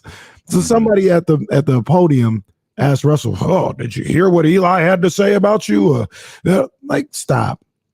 So I think I have the audio. Okay. Chad Powers? Yeah, Chad Powers, I'm 3-0 against Chad Powers, That's where the audio cuts off. Chad Powers being the character from the skit last week. You see the extra hard media laugh? Oh yeah, 100%. Come on, man. Chad Powers, I'm 3-0 against Chad Powers, Chad Powers?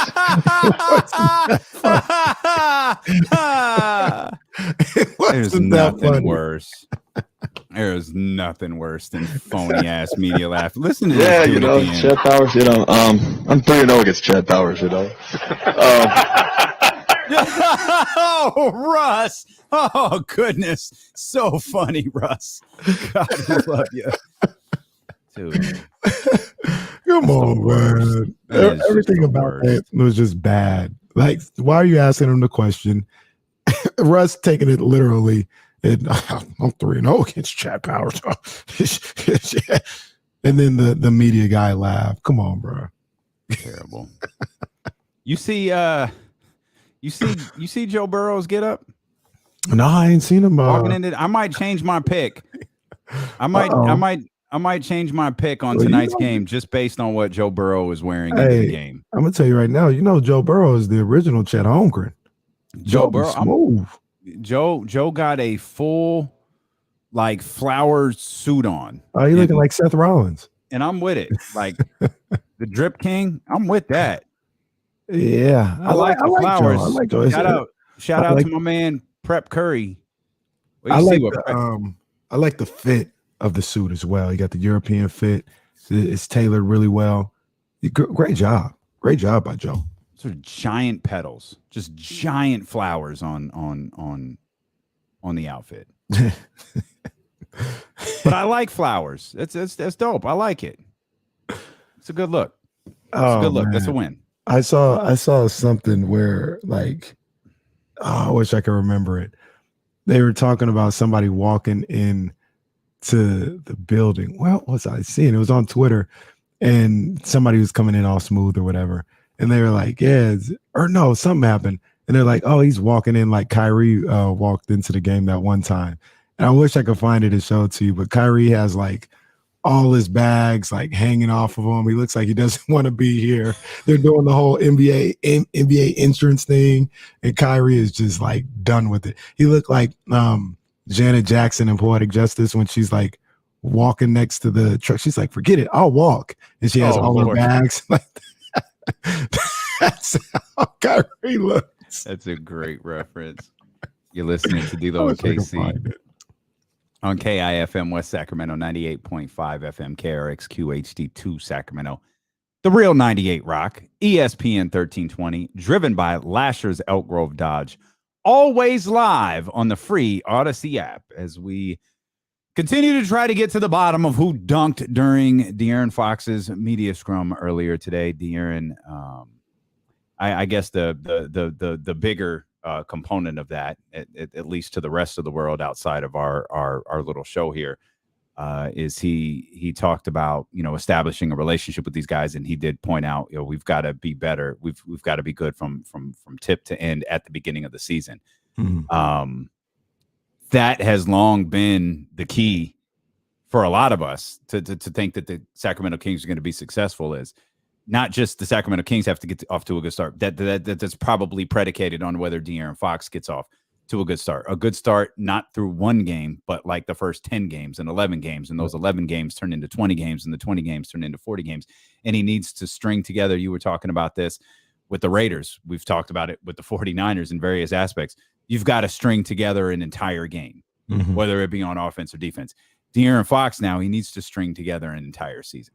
Absolutely. Every season has ups and downs. Every season's had good stretches and bad stretches. That's not unusual, and it's absolutely not going to be unusual if it happens to De'Aaron Fox. The thing that we can't see is that 2-game stretch, 3-game stretch. Oh boy. Tune into 20 games. I just heard from Sean Cunningham. Mm-hmm. You won't believe this. It really was somebody throwing it off the backboard. So James said, I think Luke Loutz threw the ball off the glass. Uh-huh. Sean Cunningham said it wasn't a dunk. Jay Triano threw the ball. Well, neither one of them know what they're talking about. Both of them are wrong. This is awful. This was a waste of 3 hours. You've got to be kidding me. What was the dribbling then? I'm calling, you know what? There was a dunker from the grassy knoll. Something else happened on that. Something else happened in that video. Dribble. So what did Jay Triano do? Dribble. He slam the ball off the backboard. Yeah, he could have done that too. It's There's terrible. a possibility. What a terrible ending to a 3-hour saga. Awful. I'm not giving up until I hear from Malik. No wonder De'Aaron's not responding to us. He's like, what dunk? What are you idiots talking about? Well, why would he say what he said? You can probably... Is Jay Triano known for throwing the ball off the glass? But does he do that at the end of every practice? Just like, is Jay Triano attempting to break the backboard? You could probably guess who that is. Why would I guess Jay Triano just threw the ball against the backboard? This is the worst ending to a story since Hornswoggle was revealed as the general manager. That's what it sounded like. That's absolutely what it sounded like. Never get your hopes up for a great end to a story, because it just winds up with being Jay Triano threw the ball against the glass. Jesse said Vince McMahon absolutely wrote the storyline for today's show. It was me all along, Austin. 3 hours of examining that damn audio, and Jay Triano's just throwing the ball around. We need to get Jay Triano on the phone and find out why he's throwing the ball against the rim. That's what I against the backboard. And as Raul points out, Jay Triano's got a cannon for an arm. Throws better than Jimmy. Jay Triano auditioning for a quarterback position. Yeah. Well, that's a letdown. Like I said, I'm not giving up until I hear from Malik. I'd wish to tell the whole story. Like, what is the rest of the story here? What was the purpose behind Jay Triano throwing the ball? This is a disaster. And why would we guess that's who that was? You could probably guess who that was. What? Jay Triano throwing the ball against the glass? You win. I've got so many. This has just created more questions than answers. First it was Luke Louts. Now it's Jay Triano. Well, look, here's our guy, Sean Cunningham. Seen a lot of people trying to speculate what De'Aaron Fox was talking about. That ain't it. Oh, no, that's a different one. But he goes, and while Fox was speaking broadly about players not going separate ways during downs of a season, it was assistant coach Jay Triano, I previously mentioned, a teammate who chucked the ball off the basket.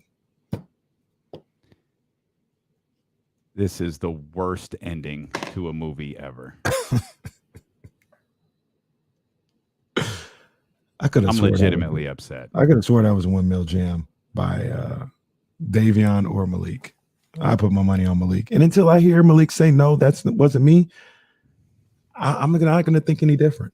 I don't care what the people who were there who actually saw it say.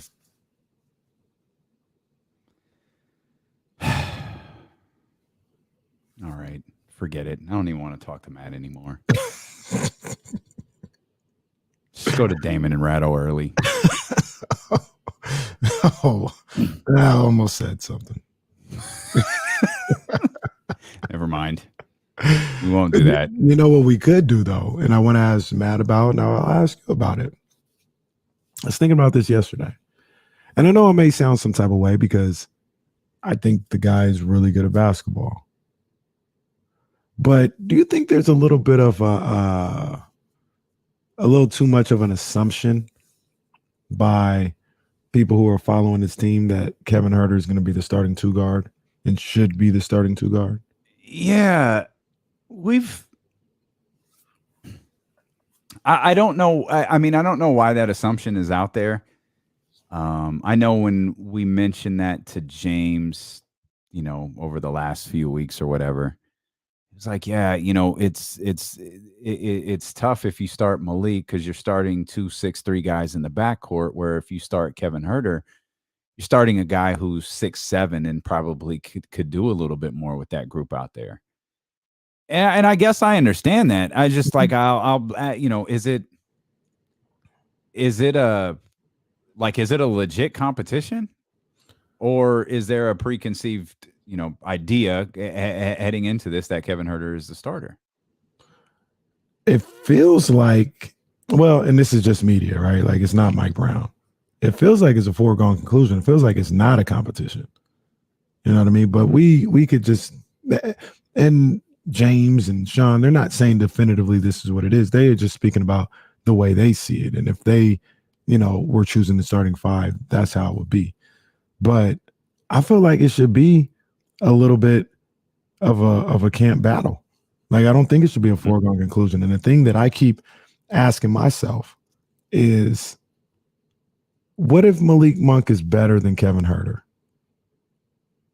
Mm-hmm. Would you still just want Kevin Huerter to start because he's taller?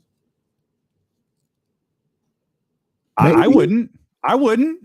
But maybe. So like this is what we talk about, right? Like if Malik Monk is better, but Kevin Huerter can give you 80% of what Malik Monk can, and he's taller and can match up a little bit better on the defensive end, maybe you do start him because of that. You say no, like if Malik is better, he should just be starting. No, I don't think that's the case. I do it. I'll go back to the drafting process where you grade. Okay, how much better is he? What is he better at doing? And how does he fit with your so-called second unit? Mm-hmm.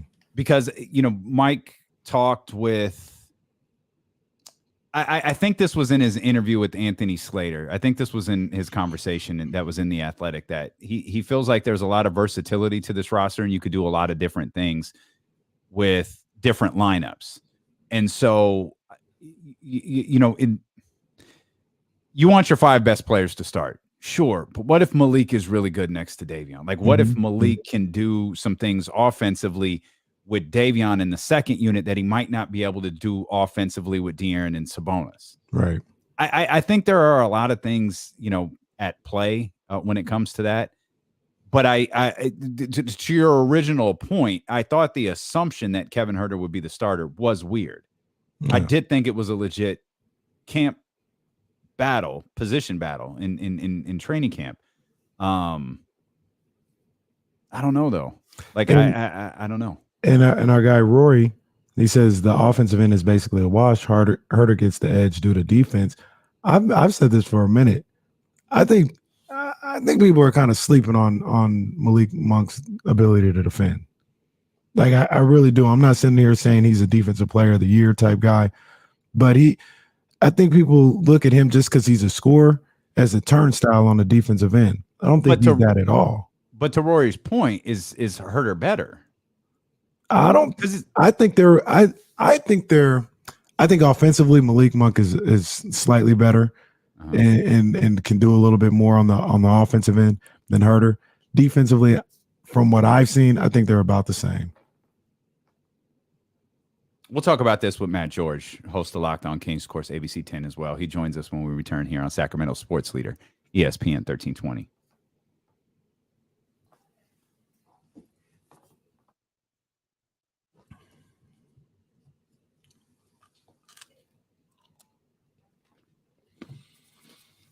These people really showing their ass with Barry Bonds takes. Man, that is hilarious. That ain't gonna work, buddy.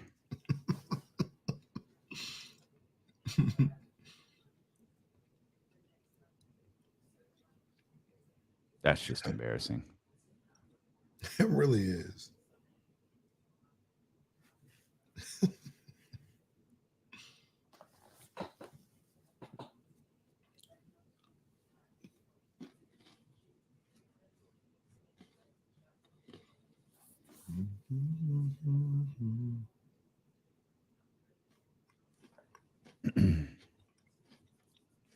Yeah, that works. Football fans aren't great.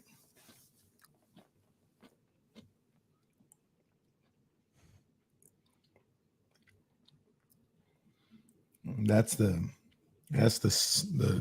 little secret about all of this. Football fans are not great. They do some wild stuff.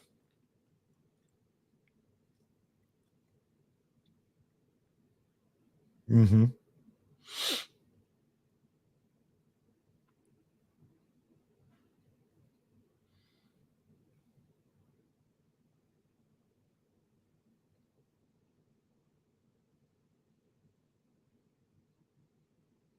Yeah, that shit is. Yeah. Matthew George. Oh, whoops. Hey, buddy. Hey, how's it going, guys? Good, man. How are you? I'm good. Were you at practice today? Oh, yeah.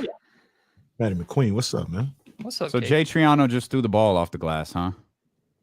Was it Jay Triano? I thought it was Luke Louts. Well, honestly, I have no idea. Can't I even kn- decide who it was. So I didn't see it, my back was completely to it, and I was standing in the middle holding a camera. But I thought it was based off of the reaction. I thought it was Malik Monk that might have thrown the ball off the glass, but I never turned around. But this is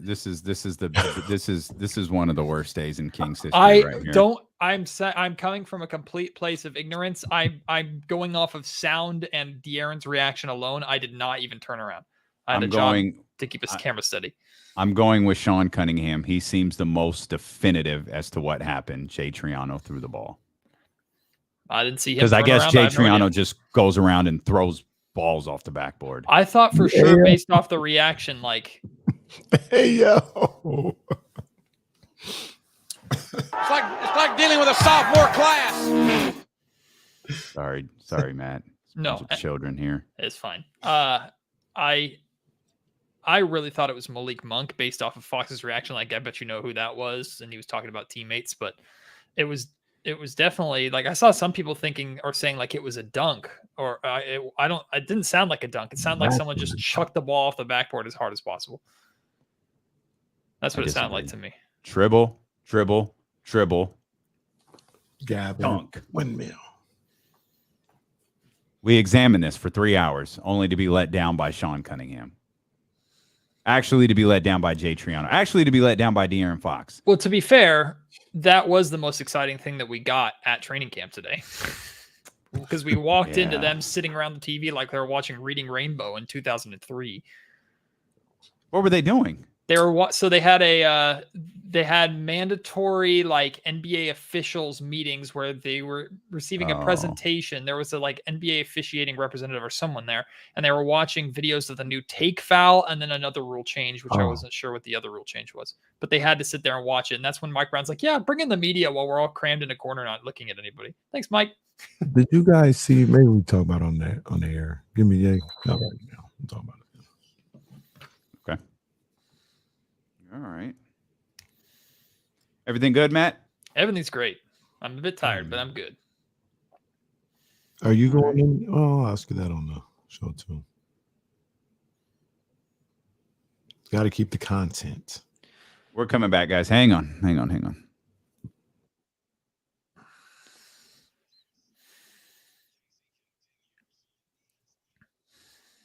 ESPN 1320, 98.5 FM, HD2, Twitch, YouTube, Odyssey app. We've got you covered. Happy to bring in the host of the Locked On Kings podcast, ABC 10 sports director as well, our good friend, Matt George. Matt, as we made you aware during the commercial break, spent 3 hours analyzing the sound from a video involving De'Aaron Fox and his media scrum today. And it turns out it was all for nothing as no one threw down a dunk and Jay Triano just threw a ball against the backboard, and that's what we have to accept as our answer, and it's been incredibly disappointing. I cannot confirm that it was Jay Triano, and I can only confirm based off of my interpretation of the sound that it was a ball thrown off the backboard. It didn't sound like a dunk to me. My back was to it completely, and I didn't turn around because I was hand-holding a camera and trying to keep it steady. So I didn't see any of it, but if Sean says it's Jay, I trust that. I thought it was Malik Monk based off of Fox's reaction, but again, I didn't turn around. I didn't see anything. But Damian, it's right that you spent 3 hours talking about this because it was the most exciting and maybe entertaining part of training camp today. They are back tonight, right? I did pick that up from something. Sabonis, I think. Sabonis said something about, maybe we're hoping to get up and down later. So I assume they got 2-a-days going on today and they're back at it later tonight. I assume so. They had a 2-a-day in day 1. I don't think they had a 2-a-day day 2.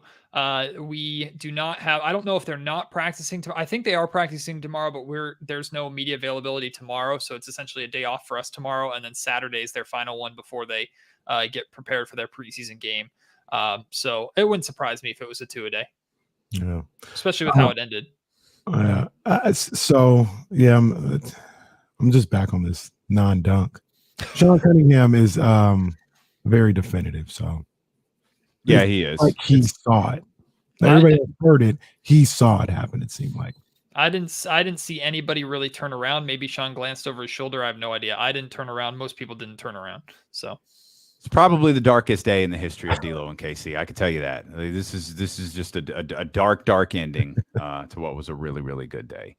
You wanted it to be like a Malik Monk windmill dunk? Like, is that what you wanted? That's what I thought it was. Something more than an assistant coach throwing the ball off the backboard. I think Fox would have had a bigger reaction to that, maybe. Although he did see it a ton in Kentucky, so maybe not.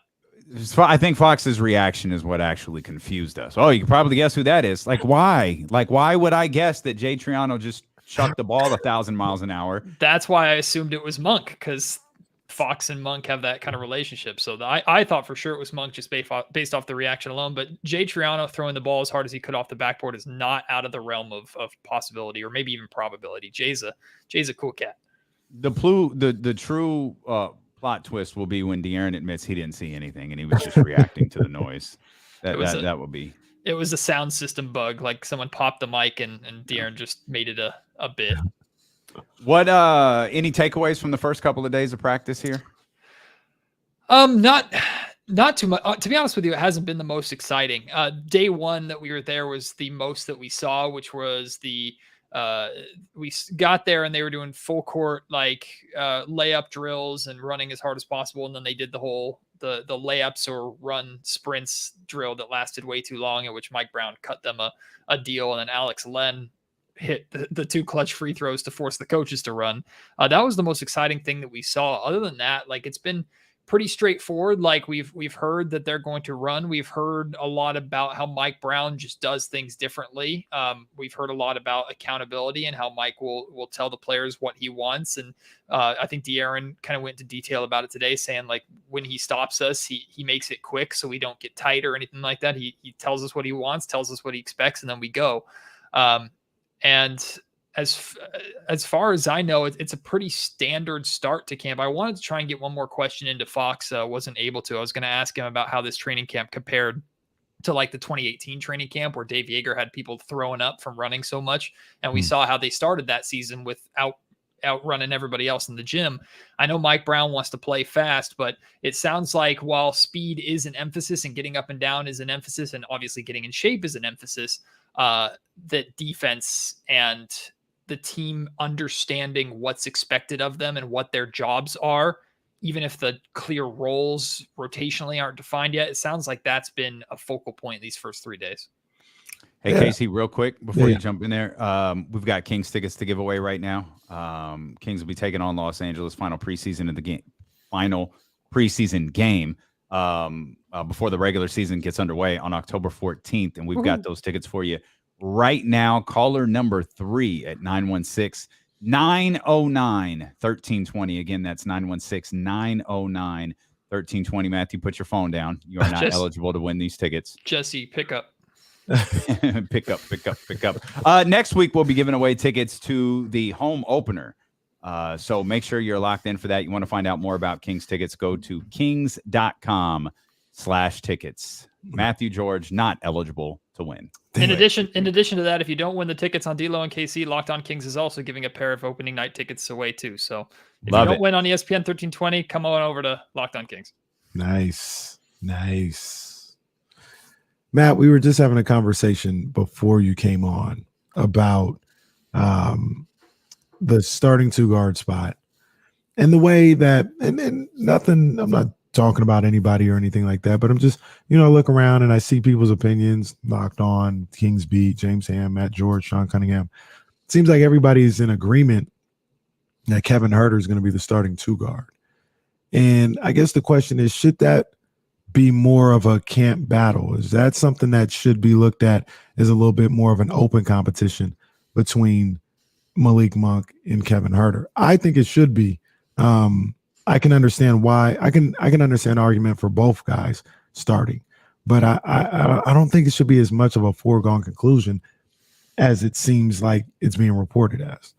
Yeah, Kenny, I understand what you're saying. I've tried to take the approach of my belief is that Kevin Huerter makes the most sense as the starting 2, but I haven't heard any one way or another whether the Kings are leaning one particular way or not. I think it's wide open, to be honest with you. I think the competition is wide open, but I do think the only thing we've had to go off of, we have seen no scrimmages, we've seen no practices. The only thing we have to go off of based off of lineups is what colored jersey guys are wearing, right? And for the most part, De'Aaron Fox, Kevin Huerter, Domantas Sabonis, Keegan Murray, Harrison Barnes have all worn the same color, and Malik Monk has typically worn the opposite color. So if you want to read into that as those are lineups, you can. We have no idea. We have not seen any kind of practice, and we're going to go into probably the preseason game the same way as everybody else is going. Okay, what kind of lineup is he going to throw out there? But I think Kevin Huerter makes the most sense in two areas. One, he's a little bit bigger than Malik Monk is, number one. And number two, I think I trust Kevin Huerter more as a defender, or he's, because of his size, can be more of a versatile defender as a starter, which I think matters to Mike Brown more than Malik Monk. And another thing is an argument that actually is against Malik Monk, but it's also a compliment to Malik Monk, is I think Malik is a better microwave scorer than Kevin Huerter is or can be. So I think that's why it makes more sense for Malik to be a sixth or seventh man coming off the bench, where his role is come in and get buckets, especially if he's playing alongside Davion Mitchell or De'Aaron Fox. I see the way he plays being the exact same, whereas I look at Kevin Huerter as more of a Swiss Army knife, where he can move to the three if you want to go small. He can defend threes. He can defend twos. We know he can space the floor. He can also put the ball on the floor. Malik Monk can put the ball on the floor too. But that's the way I look at it. We get our first taste of preseason action on Monday. It's just a couple of days away. Do you think that lineup that we see Monday, the starting lineup, do you think that's where Mike's leaning for the opener against Portland? I think so, unless there's like a real out of left field decision in the starting lineup, which I don't know what that would be that would make really any sense. There's only 4 preseason games, and you have such limited time to get prepared and get these guys the time together, that especially if the Kings want to hit the ground running and start the season strong, which I believe is a focal point and should be a focal point for this team. So I think the starting lineup of preseason could be subject to change, but I believe it'll be what the expectation is on opening night. I don't think Mike Brown would go, I'm just going to throw this out there. It's probably not what I'll do, but I'm just going to throw this out there and see if it works. But he might put a starting lineup out there. Let's say he decides to go with Trey Lyles over Keegan Murray. Let's just say hypothetically, I'm going to go with the experience over the rookie. And let's say Keegan comes in off the bench and plays some minutes with Fox and Sabonis and absolutely kills it. Okay, now maybe I'm willing to switch it a little more. I think that's possible. But I think the starting 5 that take the floor on Monday night are, at this point in time, the starting 5 that Brown believes he's going to bring into the Portland game on the 17th. What kind of rotation you think he's going to have? Is it going to be a real tight one where, it's 7-8 guys, or could it possibly have 9-10 guys in that nightly rotation? How do you think Mike Brown is going to play that? I think it's 8 guaranteed, but probably 9. I think it's a 9-man rotation with some combination of Fox, Huerter, Barnes, Murray, and Sabonis is my 5, with Mitchell, Monk, Holmes, and probably that last spot I think is going to be Trey Lyles' spot coming off the bench. That's just I have no idea. I haven't seen a whiteboard or anything like that. That's just how I would build my rotations if I were Mike Brown at this point in time, to be determined based off of what happens in camp. But I think it's going to be more than likely a 9-man rotation. Absolutely 8. I don't see how it could possibly be 7 with the depth on this team, and maybe 10 at times, depending upon fouls or matchups. Our man TD not getting any run, is he? Yeah, he's in a really tough spot. And I think, and I had a conversation with Brendan Nunez about this when I was doing my training camp previews or training camp battles series. I did a training camp battle between Kent Bazemore and Terrence Davis. And the reason why I did those two is because I think Terrence Davis's best chance at a consistent rotational spot is as a backup wing, not as a backup 2. Like, I just don't know how he gets, unless like Kevin Huerter almost solidifies himself as a 3 and Harrison Barnes somehow makes a slide to the 4, which none of us are really a consistent fan of.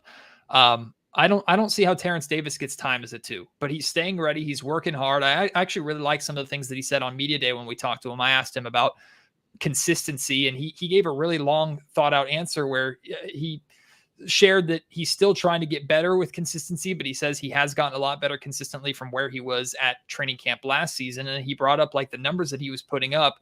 He said that he thinks he's the only guard in the league, and I haven't confirmed this, but he said he was the only guard in the league who was averaging double-digit points with the minutes that he was playing. He was playing the fewest minutes and still averaging double-digit points. So he believes in himself, and I do think he could be valuable for the Sacramento Kings, but Huerter's above him, Monk's above him, and even time with De'Aaron Fox and Davion Mitchell sharing the floor is above him at this point in time. I don't know where Terrence Davis gets in consistently as a 2. Yeah, no, I understand that. I do. And I think there is a role for him. Like, I think that he's going to have a 10-man rotation because of the depth, or at least he's going to try that first. Like, I could see him trying 10 to start, and then if it's not going well, you pull back and you shorten the rotation. So let me ask you, I'm sorry, can I interrupt? Yeah. I just want to ask you, because I was thinking about this too, and I want to get your thought on it. If it is 10, is it Bazemore or is it Davis? Because you're talking about the 10th guy is the backup 3. For me, it's Davis. And I go small with the second unit, and it's Mitchell, Monk, and Davis. Davis playing essentially the 3, but it's more of a 3-guard lineup. That's how I'd go about it. Because I don't know, man. I just think Terrence Davis, I would want to see him get an opportunity with this group and see what he can bring to the table. I think he's a heck of a ball player. I think he can play on both sides of the ball and be very beneficial to what you're trying to do. And I'd have to find a way to, I got to find a way to get him in the rotation. But early on, everybody trying to figure things out, trying to get used to the season, I'd have a 10-man rotation, and he'd be part of that second unit. I think if Terrence Davis continues to approach this season like he is a microwave scorer role, even if that's valuable, I don't think he cracks the rotation. I think if he brings the attention to detail defensively, if he shows he can handle defensive assignments on the wing, guarding threes, and look, we don't expect him to lock anybody down. He'll be playing mostly against the second unit. If he can stay in front of guys and fit into the team defensive system that Mike Brown is trying to establish, I think that's his best way to crack the rotation. That's also, like I said, why I give almost a slight edge to Kevin Huerter over Malik Monk, because I think he will theoretically fit better with the Kings team defensive system. That's why I think so many of these spots are wide open, because it's not just going to be about how many points you can put up. It's going to be about how many points can you also take down on the other end of the floor. And I hope his instincts are right, his being Mike Brown. So I hope his instincts about what this rotation should be is right, because I don't want to see a lot of shuffling. Shuffling probably means something went wrong. Shuffling probably means we got to figure something out. Now, there are other, components to it, injuries, foul trouble, sickness, there's a variety of reasons which someone could be, in a rotation for a 5-6 day period. But overall, man, you hope he nails this on the first go around, and it's not a regular shuffle where, someone played 15 minutes one night and then got a DNP for the next 4 games. Yeah, I'm not overly concerned about that, because just looking at this roster, there are 8 guys that have to play. Like, to me, I look at, there are a solidified 8 that have to play. Trey Lyles is my 9th, but there's the obvious starting 5, and then or not obvious starting 5, but there's the 5 starters that we believe, and then there's Mitchell, Monk, and Rashawn. Like, to me, those 8 have to play, barring any kind of injury or any kind of situation. Like, they have to be on the floor. Now, where I could be concerned about shuffles maybe is, okay, Monk, you're starting this night, but this night Kevin Huerter is actually going to start because the 2 guard you're facing Bradley Beal. Like, I don't think I don't think that's going to happen. I think Mike Brown is going to, like, if you have to change for matchup purposes, you start Kevin Huerter at the same time, but maybe the 2 guard that he's defending isn't as much of a weapon that you're not as concerned about. So, okay, I'm bringing in Malik Monk earlier than I normally would and leaning on him a bit heavier. And this is all starting lineups, right? My big question is, what the hell is the closing lineup going to look like for this team? Because I think Davion Mitchell probably should be on the floor defensively, especially if the Kings are trying to come back. I've asked Davion about not just backing up Fox, but playing alongside Fox, and he shared that both he and Fox have been working on their play off the ball. And I know Luke has helped both of them with that, at how to move off the ball, catch and shoot, obviously spacing the floor for each other. So, I mean, I think Davion Mitchell has a major case for being on the floor. Malik Monk, if you need to score points in a hurry, if you're down by 3, Malik Monk needs to be on the floor. Kevin Huerter probably needs to be there too. Harrison Barnes needs to be there. Domantas Sabonis needs to be there. Like, he's got a really, he being Mike Brown, has a really difficult, but I think fun problem to solve here in training camp. Yeah. Off the top of my head, you closing lineup, you're thinking it's Sabonis, Keegan, The wild card is Harrison Barnes. I think the closing lineup is more situational than the starting lineup. Are you behind or are you ahead? But I'm just looking at these. These are probably your 5 best players. Like, and you're looking at Sabonis, Keegan. Harrison is probably the situational one, because depending on what's going on in that game and who you're playing with, my first thought would be Huerter, Monk, and Fox. In that, you're leaving Davion on the bench in a close game. I think we're going to get the answer to that question. Harrison and Davion depend on the matchups. I think the Davion question, I think we're going to get an answer to really, really quickly, because we know defensively what his identity is. We know what off night is going to bring defensively on a nightly basis, right?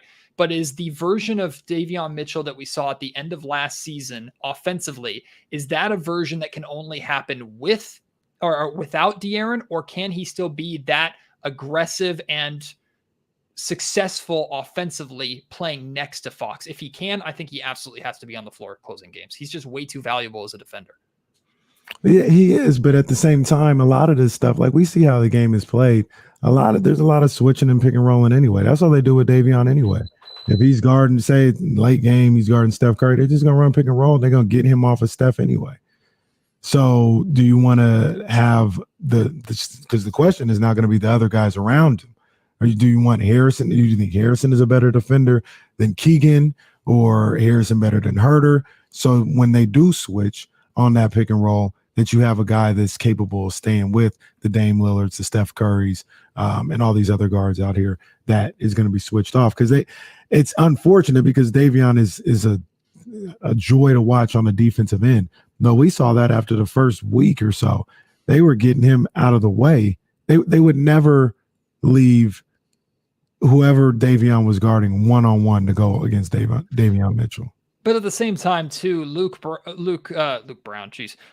Walton's defensive scheme was rotate as hard as possible and stay in front of guys for 2 dribbles. Like, that wasn't a team defense. That was a scramble. Like, that's all the Sacramento Kings did defensively, especially in close games, was they scramble and they tried to ISO defend. And if somebody got beat, then everybody else had to figure out, do I leave my man and help, or do I let the guy get to the basket untouched? So I think Mike Brown, hopefully, dear God, brings some kind of team defensive system to where, okay, if let's talk about the Warriors, right? If Davion is guarding Steph and you switch Davion off of Steph, then De'Aaron steps into that spot and says, all right, you're not getting by me either. Like that, I think that's the way Mike Brown has to look at that backcourt. Is Fox is going to be just as pesky, especially in close games. Fox is going to be just as pesky and difficult to get around as Davion Mitchell is. So go ahead and switch him. Like, we can handle that. I think that's what Mike Brown's going to want to try and get to. And then I think you're selling Harrison Barnes short a little bit too, because I think I know last year wasn't the best indication for anybody, not just Harrison, but defensively Harrison was really, really bad last year statistically. But so much of winning close games and closing out close games is experience. And Harrison has a ton of experience and composure that I believe is going to be valuable for Mike Brown to lean on, if nothing else too. So I think it's a coin flip at this point between Harrison Barnes and Keegan Murray. And yes, Matt George, the Keegan Murray stan of all stans over here, is going to say, I might honestly lean towards Barnes over Keegan in most looks at the end of the game, if it means Davion Mitchell being on the floor. Yeah. So Matt, working 1 through 5 here, Fox, Mitchell, Huerter, Barnes, Sabonis. Probably. I'm good with it. Like I'm fine with it. It puts Barnes at the 4. You've got Kevin Huerter out there. But if I'm down 6 with like a minute 20 to go, it's Fox, Monk, Huerter, and then maybe Murray and Sabonis, or maybe it's Barnes and Murray, with Murray playing the 5. Like, if I need 3-pointers, if I need scoring, that's why it's so situational. But if the Kings if it's tied with a minute remaining, or a minute 30, 2 minutes, 3 minutes remaining, I wouldn't be surprised if it's that lineup that you said: Fox, Mitchell, Huerter, Barnes, and Sabonis. Oh. You're kicked out of the Keegan Murray fan club. What a fun problem to have, though. Isn't this fun to be able to talk about this and not like, okay, it's going to be Fox and a couple of guys and Mo Harkless and the rest of the bench enjoy watching? Like, it's fun. It's a fun problem to have. It's not the worst. It's an interesting conversation. the whether it's actually a problem determining who should be on the court at the end of games, that could be decided for us. Like we could, see that as the season rolls along. But yeah, it is nice to run through a bunch of NBA players and go, yeah, oh no, that's not going to work right there. Hope.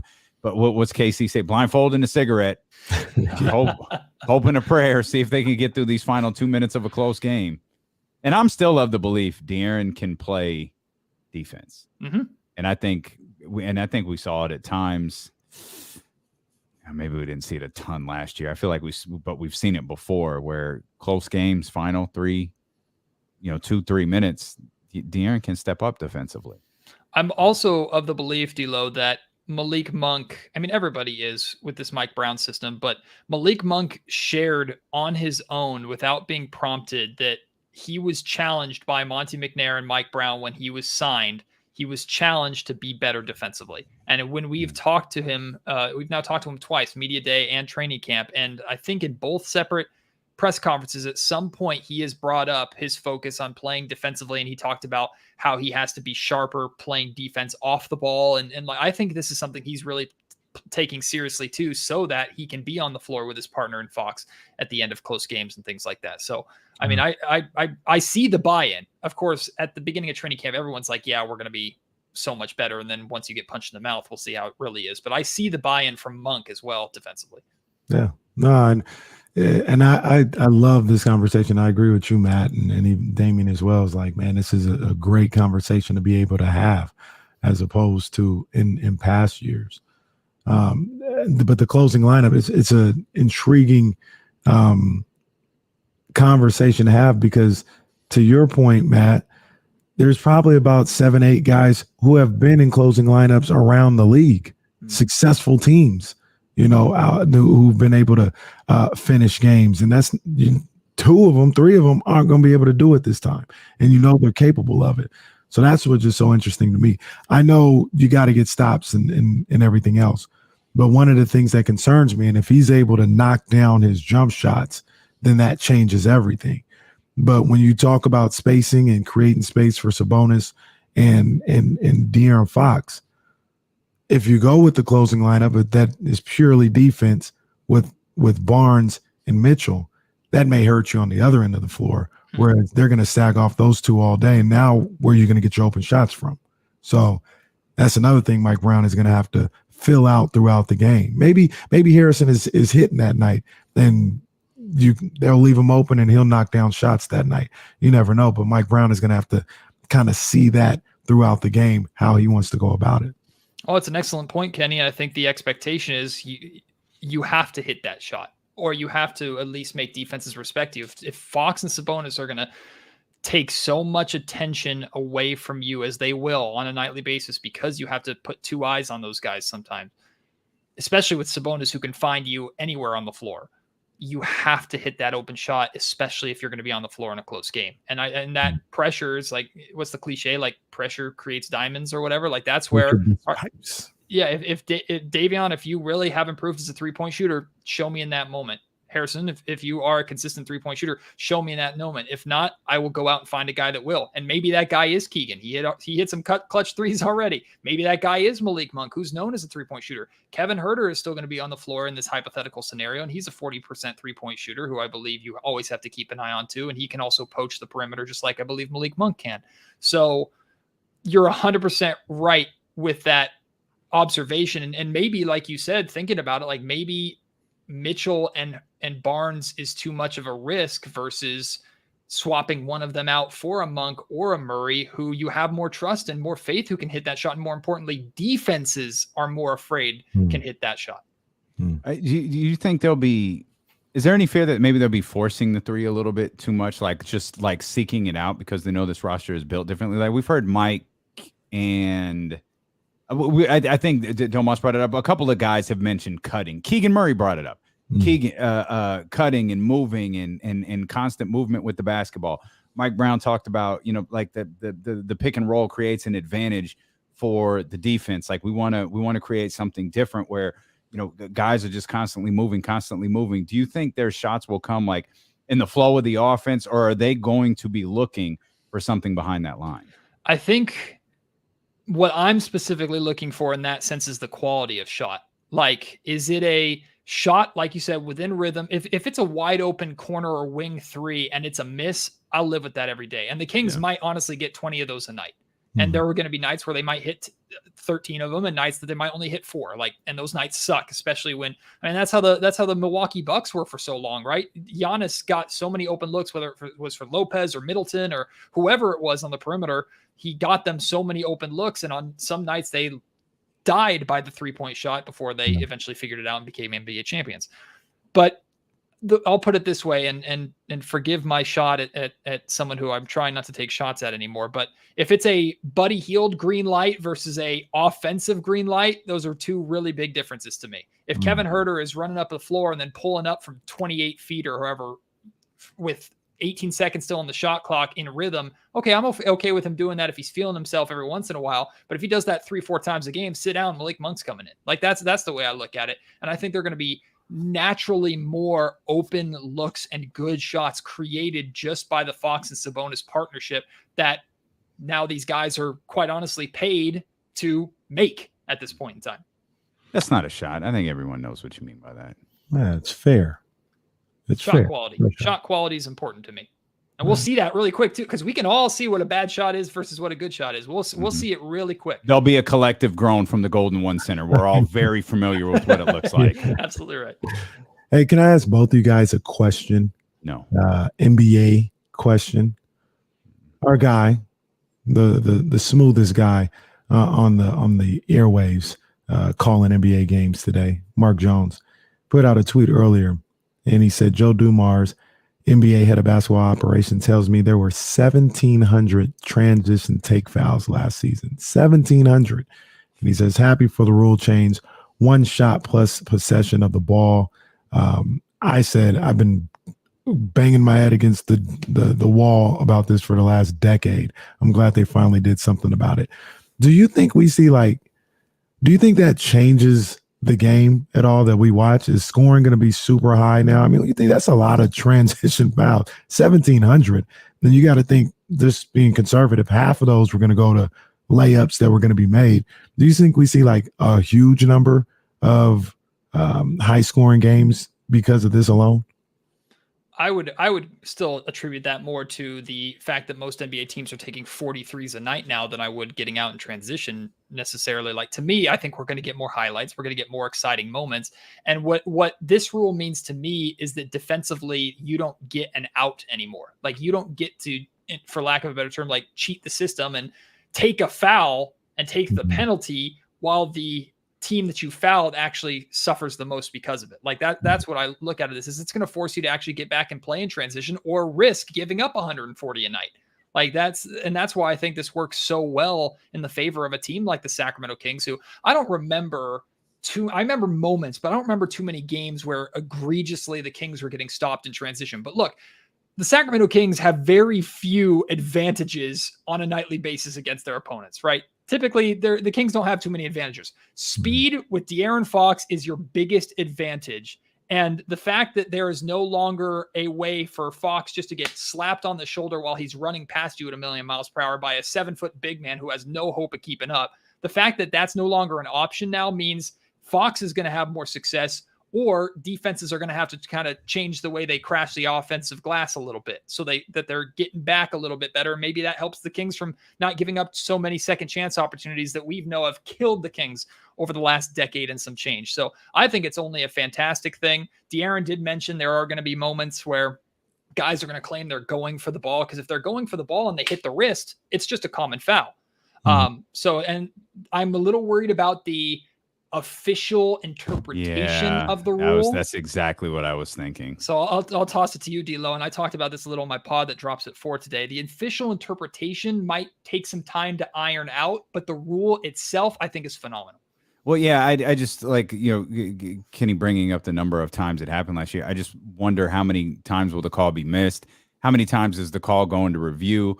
Does it slow the game down because they got it? Well, was this a transition foul or was it a common foul? Was it going for the ball? What was he doing? And then there's going to be arguments. And then how long is the video review going to be?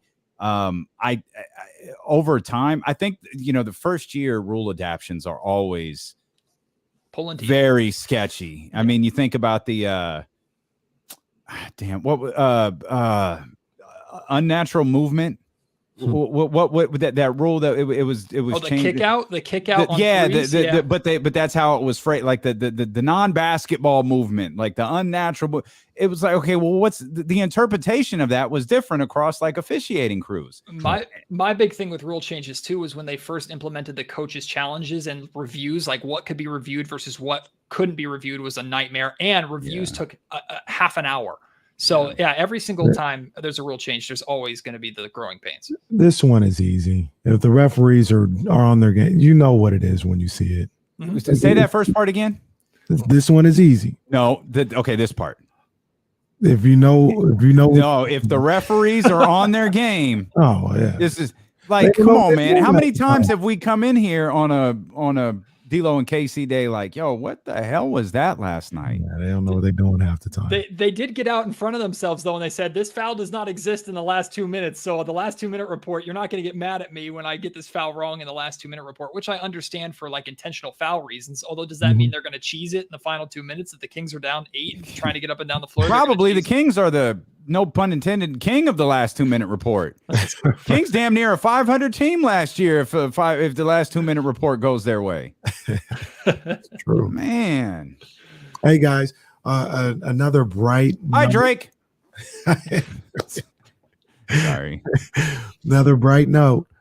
When we wake up tomorrow, we'll have basketball to watch. Basketball's back. Yeah, basketball's actually going to be on when I wake up. I might get up just because. I think it's a 3 a.m. start. The Warriors game is a 3 a.m. start. If you miss that game, there's basketball on Friday night. Clippers play.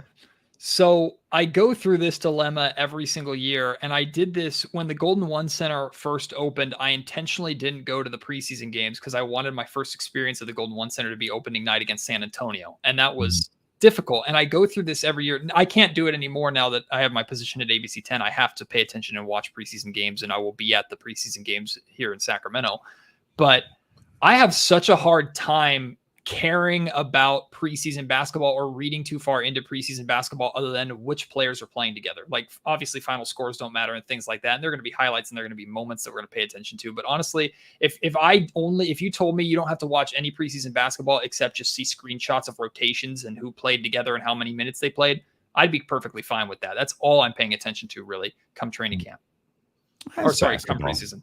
Yeah, it's fun to watch. It's basketball. In at least in terms of the Kings. Obviously, this isn't the case for the Warriors tonight, or what did we decide? It was the Clippers versus Tel Aviv. Like it's or something like that. Yeah, it's more so for the Kings. It's just a piece of the story being written for the year. It's nothing to read too much into. You read through this chapter because you want to get to the next chapter, and we're in the training camp chapter right now, and the preseason chapter approaches on Monday, which is awesome because right out the gate we get 49ers football and Sacramento Kings basketball happening simultaneously.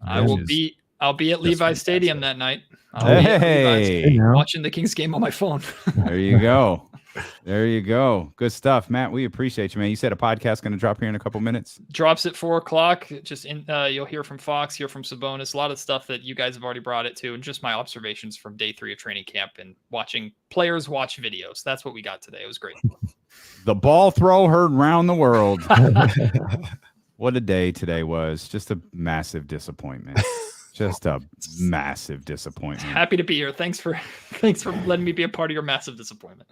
Well, you brought the mood up after Sean Cunningham's just terrible text message to us. Like, dunk? No, it wasn't a dunk.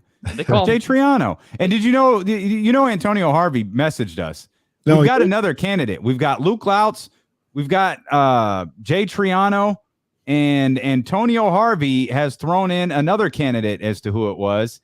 He said it was Ben Salvatore, a former referee who was here. So I'm going with Sean because Sean was definitive. Check out Locked On Kings. Go ahead real quick. I want to definitively submit Barry Bonds hitting a baseball off the backboard. Barry Bonds, the home run king. Yes. We appreciate you so much for being with us. Locked On Kings, available right now wherever you get podcasts from. We'll see you tomorrow at noon here on Sacramento Sports Leader, ESPN 1320. I love the GOAT. Clear, gentlemen. Oh, boy. Good stuff. Yeah, that was fun. It's so fun to be at training camp, but this is in terms of like getting any kind of really valuable stuff, this is the worst training camp that I've had in that sense. But it's a fun vibe and it's a fun environment, so it's good to be in there, and the spirits are high and everything, like they typically always are. But yeah, in terms of actually getting to see scrimmages and things like that, we got nothing, man. We're going blind into preseason. Man. So should be fun. Boy, is Mike Brown fun though, man. Mike Brown's energy is just like you see that man smile everywhere in that room. I love it, man. I love that. That's a good thing. The job hasn't beaten him down yet. Hopefully he stays smiling well into the season. Plus, during the drills on day one, watching Bobby Jackson and Doug Christie next to each other, talking the team as they were running sprints was classic. Doug was giving Keegan, because Keegan stepped up at one point to hit the 2 free throws and he missed his first one. And Doug, as Keegan was stepping up to the line, man, Doug was razzing him for being a guy. It's just fun. It's cool. Like, it's very fun for me, and I'm sure it would be for you too, D'Lo and Casey, guys who know Doug and how passionate he is about the game, to see him truly in his element. Yeah. And Bobby too, but to see Doug in his element where he belongs is just it's fun. It's just a different fun to witness. Yeah. I'm happy he's getting this opportunity, man. He deserves it, and this is what he's wanted for so long. He's going to be great at it. I mean, he was great last year. I think he's going to learn so much more this year with Mike and that group that's there. And we catch a different player every day going up to him, getting one-on-one. Like day one, it was Davion Mitchell that I caught talking to him. Yesterday it was Chima Maneke. Nobody today because we got in too late, but like he is, if they go to him for advice all the time, and he's always willing to give it. So it's pretty cool. That's great, man. That's great. Go get the podcast posted. Thanks. You going out to any high school football this week? Oh yeah, I'll be at the big one, Folsom Oak Ridge up in El Dorado Hills. I'll be at that game, and I think we're also the Quarry Bowl, Rockland, Whitney. I won't be at that game, but that's our game of the week. And then we'll also have someone at the Granite Bay Del Oro game. So we got massive games this week in Sac Joaquin. Yeah. Get out and watch some football. Yeah, that's good stuff. Well, thanks, man. We appreciate you. Thank you, guys. Appreciate Have you. a great rest of the day. We'll see you next week. Sounds good. All right. See ya. Eddie Ice, Matt George right there. Why I'm talking like we're on the radio. We're not on the radio. The show's over. Fucking idiot. Jesus. Hey, hit the thumbs up before you go. I did just a awful job. I did as good of a job of reminding you to hit the thumbs up as I did reminding you that we've got Kings tickets today. So that's me. I'll be better with that tomorrow. So hit the thumbs up before you go, please. If you're new to the show, if you just stumbled across us, become a subscriber, especially if you're a Kings fan, man. We think you're really going to dig what we're doing headed into this season. Thank you, Chat 69. We hit the thumbs up before you go. And of course, that might have an entirely different connotation for you. So we will, on that note, we'll see you tomorrow. Yeah, we'll see you tomorrow. That'll be good.